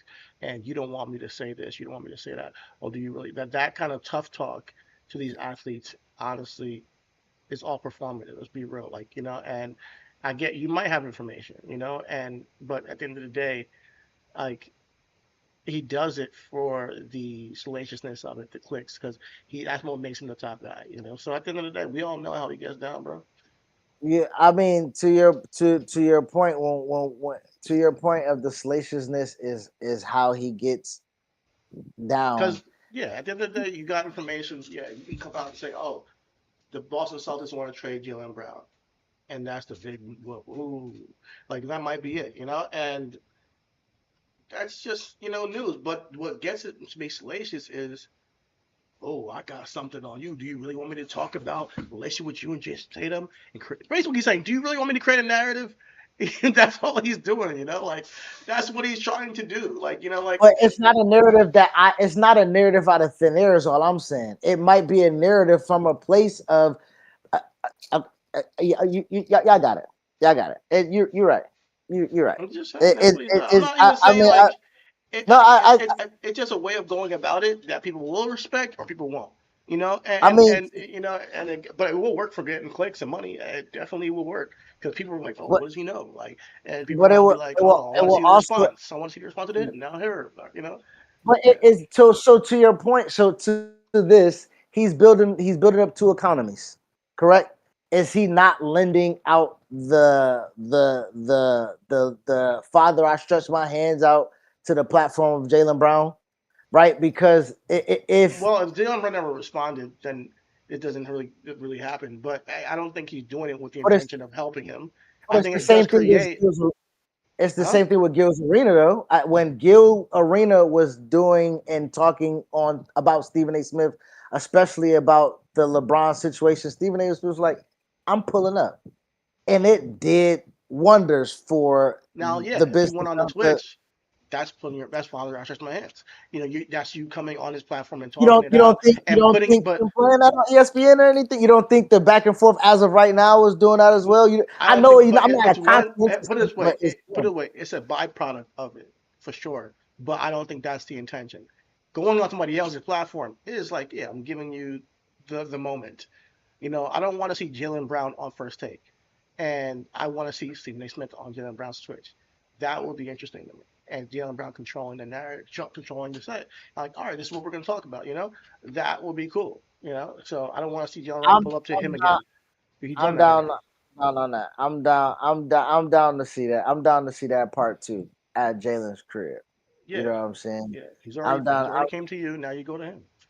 Yeah, I'm down to see that at Jalen's crib. I mean, and to your point of the narrative portion of it, you know, when we talk about corporations and we talk about Cena earlier, and we talking about even when we talk about Cody or whatever the case may be, TKO is not a good company. The people who run TKO is not a good company. But I have to put on a front face, and I have to push this narrative, and I have to push this message that we are a family-friendly show, even though we are pricing out people and everything like that. Like, I have to be the face There's man for not that. many great big companies. Let's be real. Once you It's get to not. that level, you've done some fuck shit somewhere at some point. You've And made a so and choice so to and so undercut. Stephen A is used as the puppet, as the and I don't want to say he's used as the puppet, because then it's also a conscientious decision, because I don't want to seem like he's being controlled or somebody's made.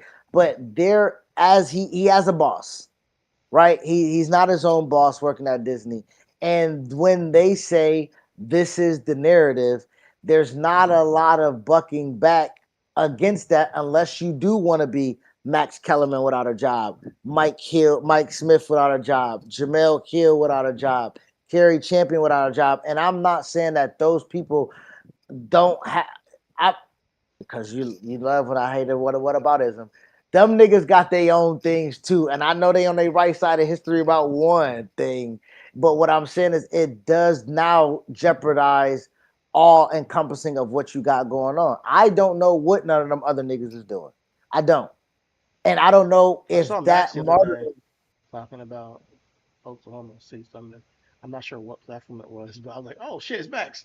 I was, I was like, "Where is it?" I wanted to follow though because I like Max. I do.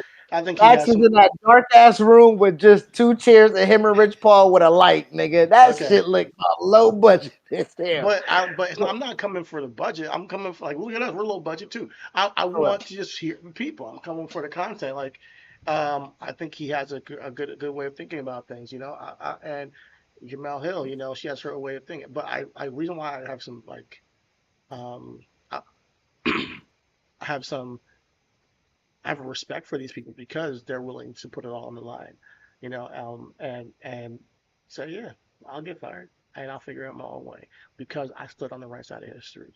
And yeah, and this world is not easy to do that, and we talk about it all the time, making choices as human beings to create the world you want to see. And we do the same thing here on this podcast. We don't have to always talk about the things that we're talking about, but we choose to talk about the right things because, it's important to put it out there. And we're not always going to talk about it in the right way though. And No, when we're we not. don't, but when we don't talk it in the right way, niggas have labeled me ignorant.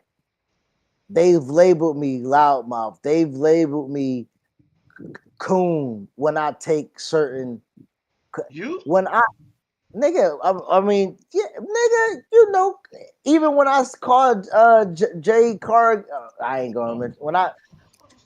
Hey, bro, niggas to this day still comment on the channel. And like, boy, you wrong. You know, so like a moment, a virality moment can be something that now is your Image. labeling. Yeah. It's your image. And Yeah. that's the only thing My that thing, I but and I try. Listen, I've always tried to give Stephen A. Smith grace. no, Though I no, really I know have. you do. I know Oh you my do. god! And then he'll do some fuck shit again. I'm like, nigga, stop, please. Why I is it mean, whenever me, you're talking to a black person, you get this tough guy shit on instead of like you're like 60 years old or so. Like, I forget. I don't know how old you are. You should at least be able to look down at some of these young men and say, "Hey, I'm trying to help you." Not from a tough guy. Listen, I am always in a place as an uncle who gets disrespected by the youngins, flat out, right? Just disrespected. I have to have it. I can't have an ego about that because they don't. They know not what they do sometimes, and you gotta be a little bit of a wiser sage sometimes. Not that they're even gonna listen to you, but you gotta be able to try to give them now some grace. when do you, so to that point with the Jalen Brown and the Stephen A. Smith, because Jay Williams stopped Stephen A. Smith live on television before Stephen A. responded. And Jay Will said, Stephen A., I don't want it to go where you can take it. Jay Will said, you have to be the adult. You have to approach Jalen Brown in a different manner. And before you say anything, respond. So why, that's the reason why I'm looking at Stephen A's response as tepid. because the context of behind the vitriol or the like where he could or how he could say it or in the manner of even like you say the vagueness of it. I took it as like I'm taking it You as took it as he's he sparing him. and if that is wrong of saying, it happens. Niggas get spared. You know what I'm saying? Like niggas get spared, and I don't want to look down on the. I don't want to cast aspersions on a nigga for I'm sparing not him. even saying. I keep saying the same thing. I'm not even saying that like he shouldn't spare him or shouldn't even say the things he said. I'm saying that it is a threat. Like I'm not gonna say him like, oh, it's not a threat. I'm not. But Yeah, you might be in the right to threaten somebody sometimes. Like I mean, granted, I might not. I personally might not have handled it that way. I personally, you know, I personally might have been like, all right, let me call this guy up. He's been on my show before. I want to clearly state what I think of him. I want to clearly state what I believe is, you know, the what I'm trying to get him to understand where I'm coming from and what I meant. But to say, you know what, let me rub my hands kind of like I'm Birdman. Let me go on my show now and continue this back and forth because that's what's gonna make the money for me.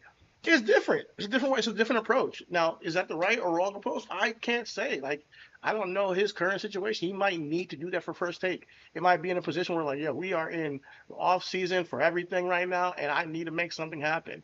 I'm gonna go talk about this because it's all I got. And if his bosses want him to talk about it, that might be his choice. But if you go in, there's ways to talk about it still, and not necessarily come off like you're coming off as a as a mob boss to some people, like it's a threat. So he took offense to it. yeah, I did. He did. Okay, I didn't see it. Yeah, Okay, he took offense to it, and he's like, what? And to your point,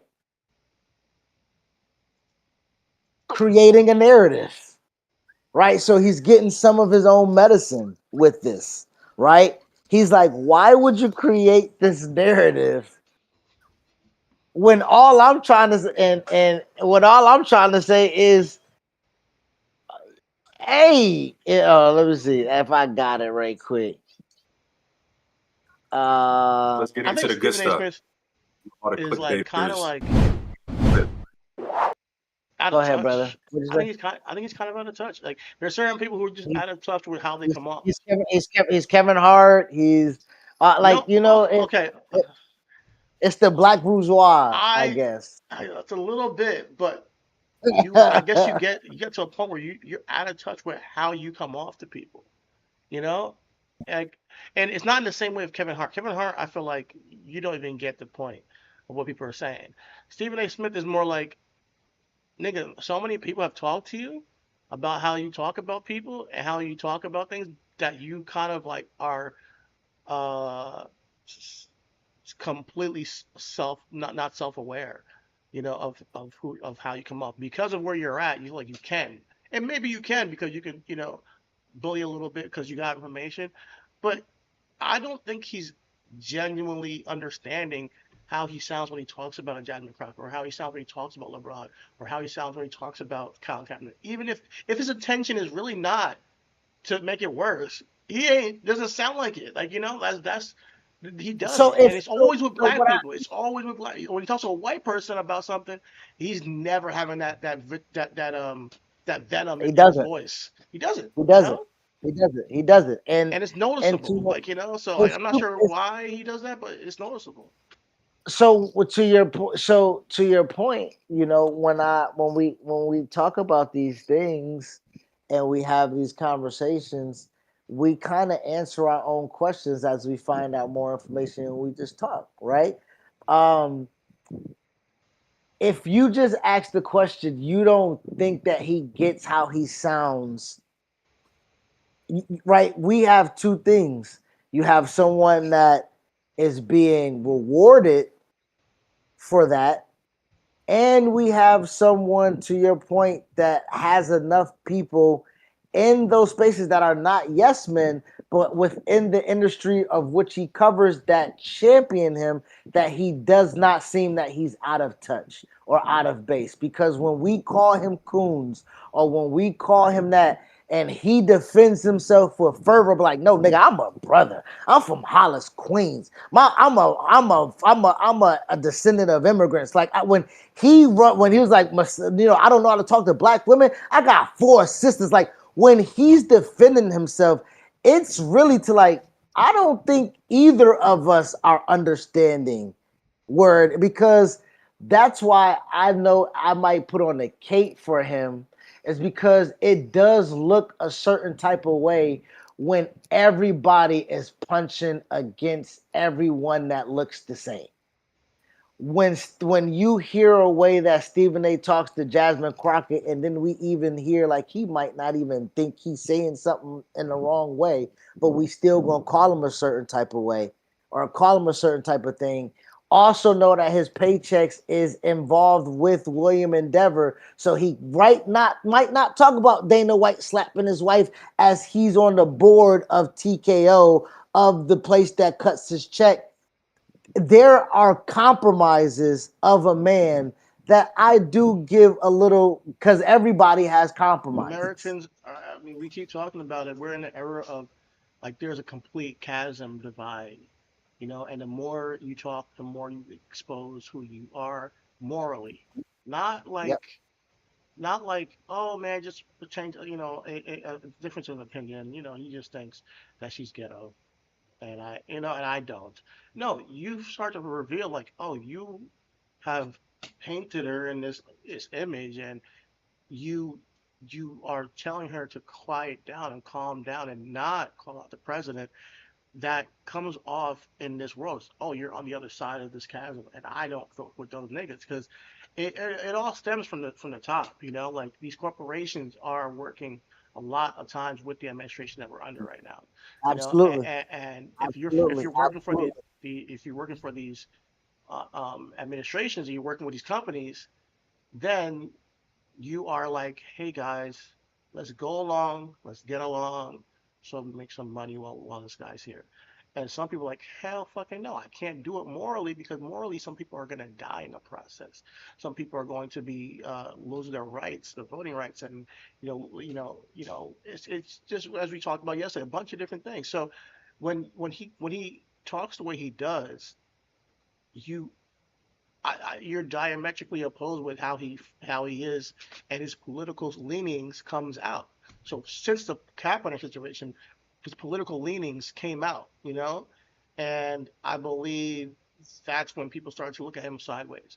Because then you have this white guy, Max Kellerman, who diametrically opposed and is on ESPN willing to call them out on their platform. Not call out ESPN, call out the police brutality and why black people would have and try to have some empathy with the plight of black Americans.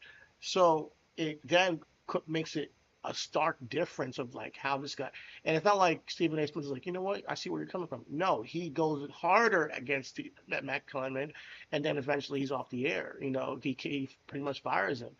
So it shows that he believes this shit for real. Like he's dead ass. Like no, like I'm a capitalist and I am going to be on this side no matter what. It's not like I'm just performing as one.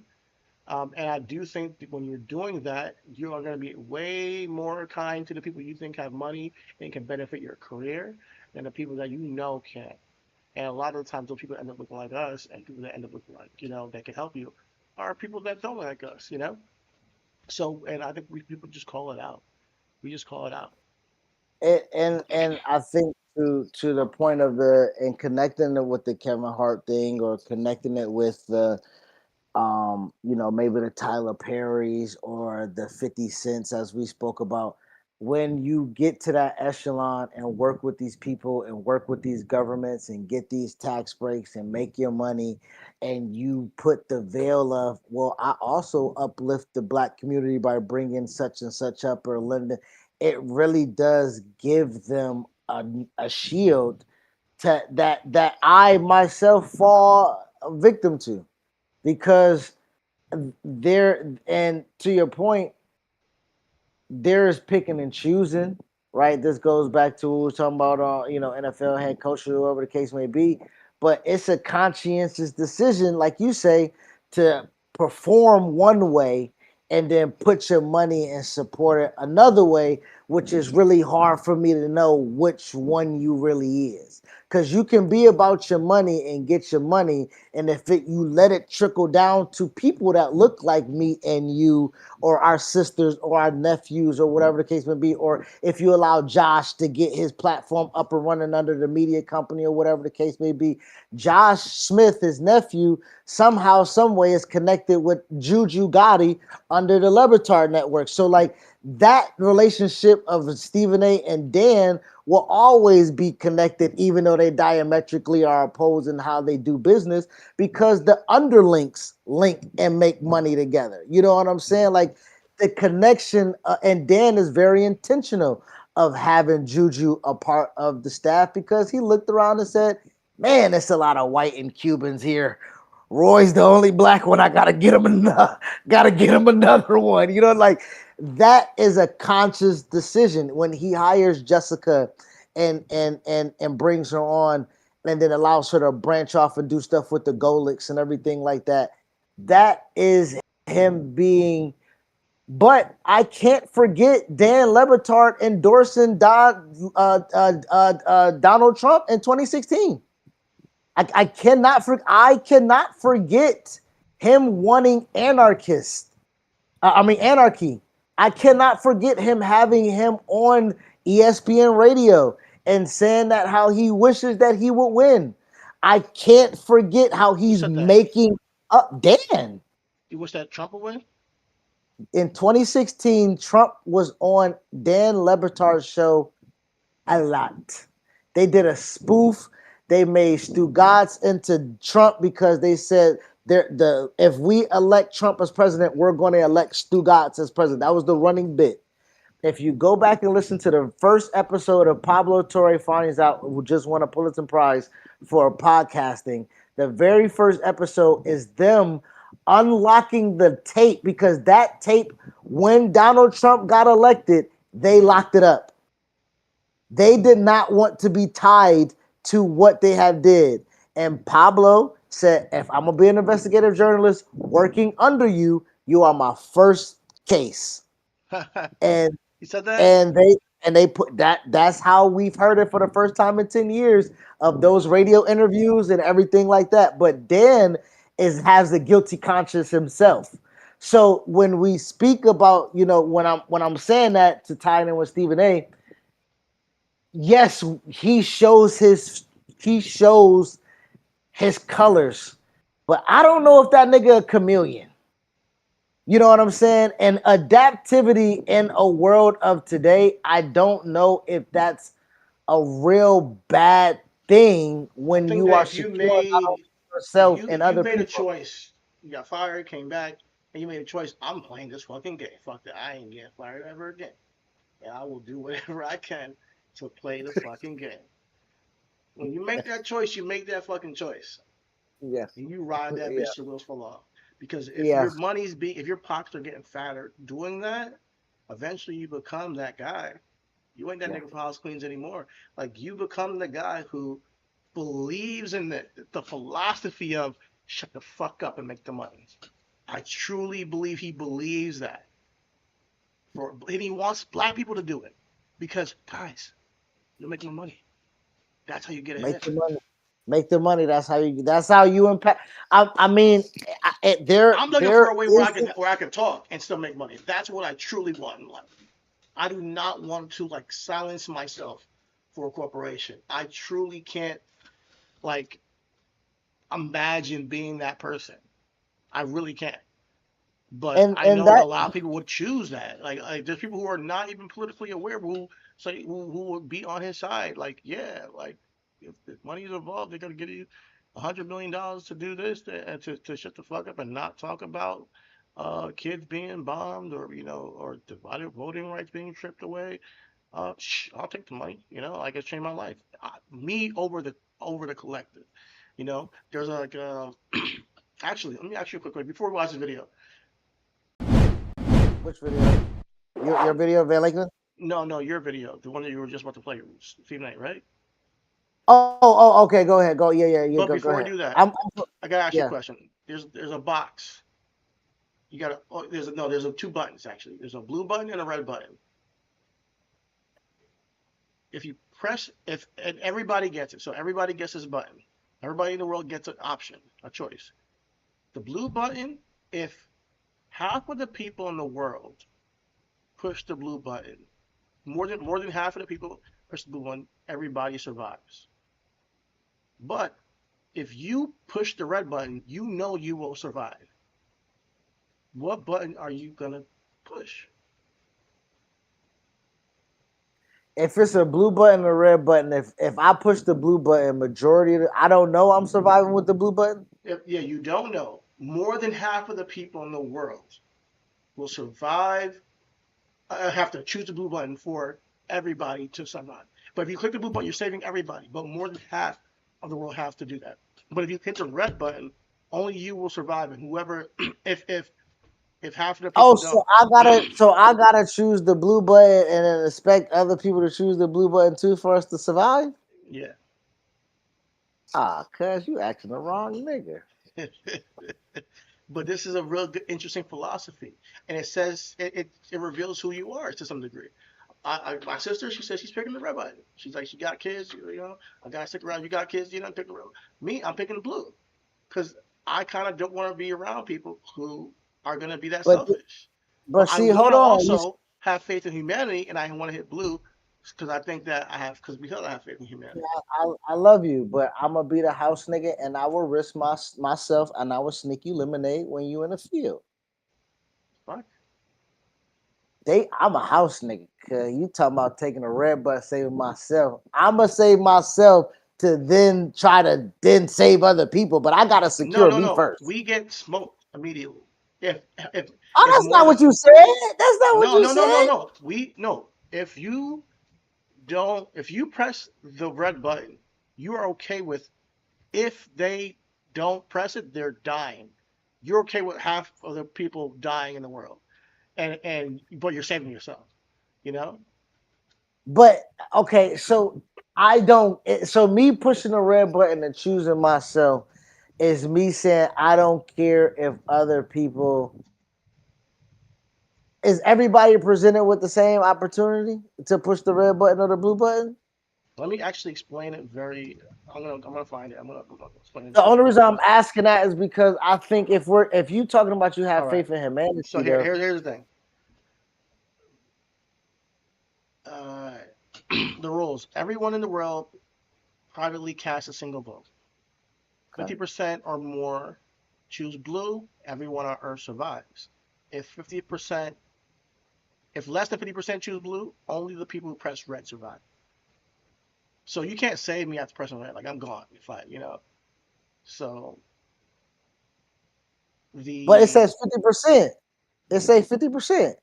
So you still got a chance. yeah, I still got a chance, but I'm saving everybody. If because mind you, like if over 50% press blue, everybody survives. Even if they press red, everybody survives. So I'm willing to save everybody on Earth.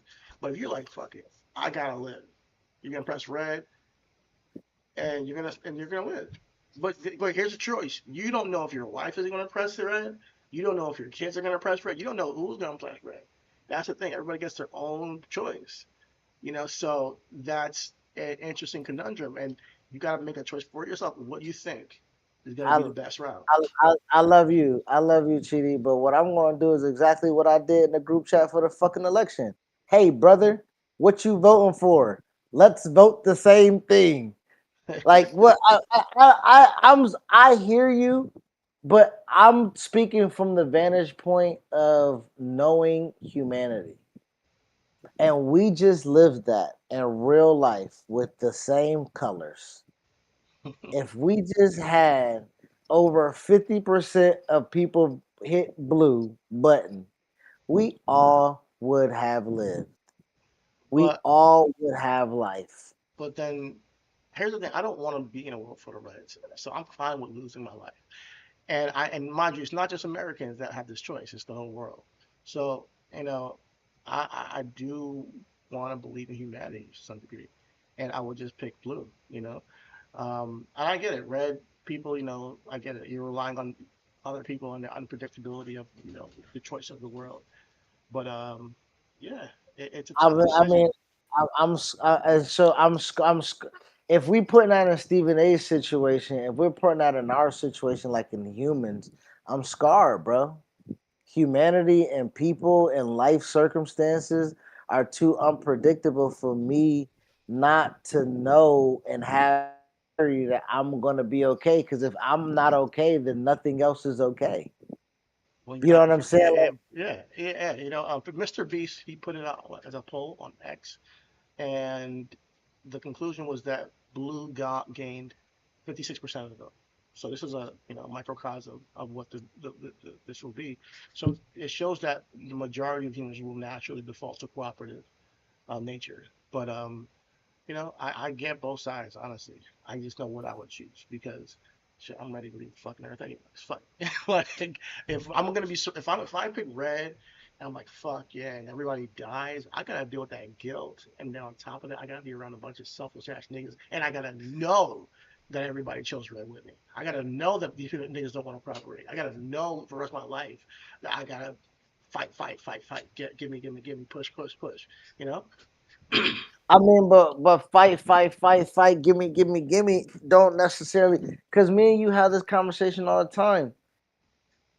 To get what you deserve might be something that you don't have to strive for anything else after. You just never got what you deserved up until that point. As a newspaper columnist, as a journalist, niggas never knew that you can make 100 M's just barbershop talk.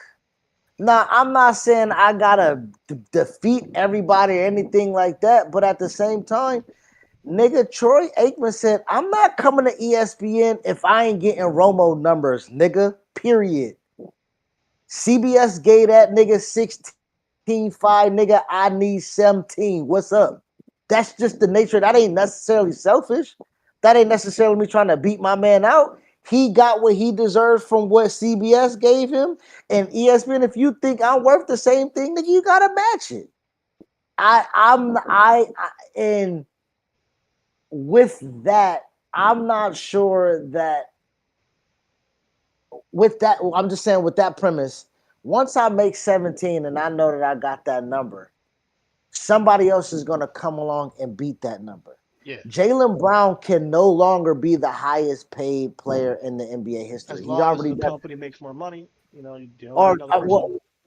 yeah, I mean, Jason Tatum was the guy the very next year. That's what I'm trying to say. Like Mhm. when Jalen Brown got his 1,304, the very next year, Jason Tatum got 314. Jalen Brown would never be able to reset that market again as that. But I'm pretty sure he worked himself up, got what he was worth at 304, and is content with that. And he'll get whatever he gets on the rest of the life of his time playing ball. I think that fits into me pushing the red button a little bit. You know what I mean? Like me securing myself, and like you said, I don't know if my wife would be here. I don't know if my kids would be here. But like I said, the secret thing is, hey, if the thing is, you will be okay.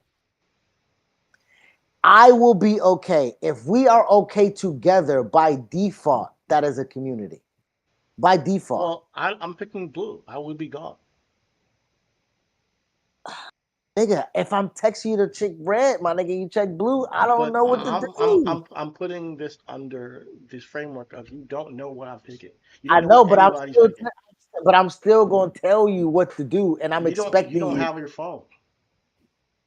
A nigga, a bird pigeon or something, bro. You know, nigga, telepathy. Know what I'm talking about.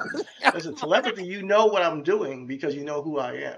You know damn well once you get that choice, you're like, oh, I already know what you do. You already know. I'm a Yes, bleeding I'm heart, trying to right? get a message to you, nigga, and choose red.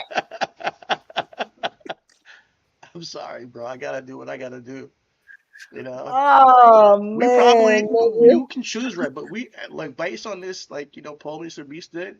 We probably gonna see each other anyways because most of the people did do blue.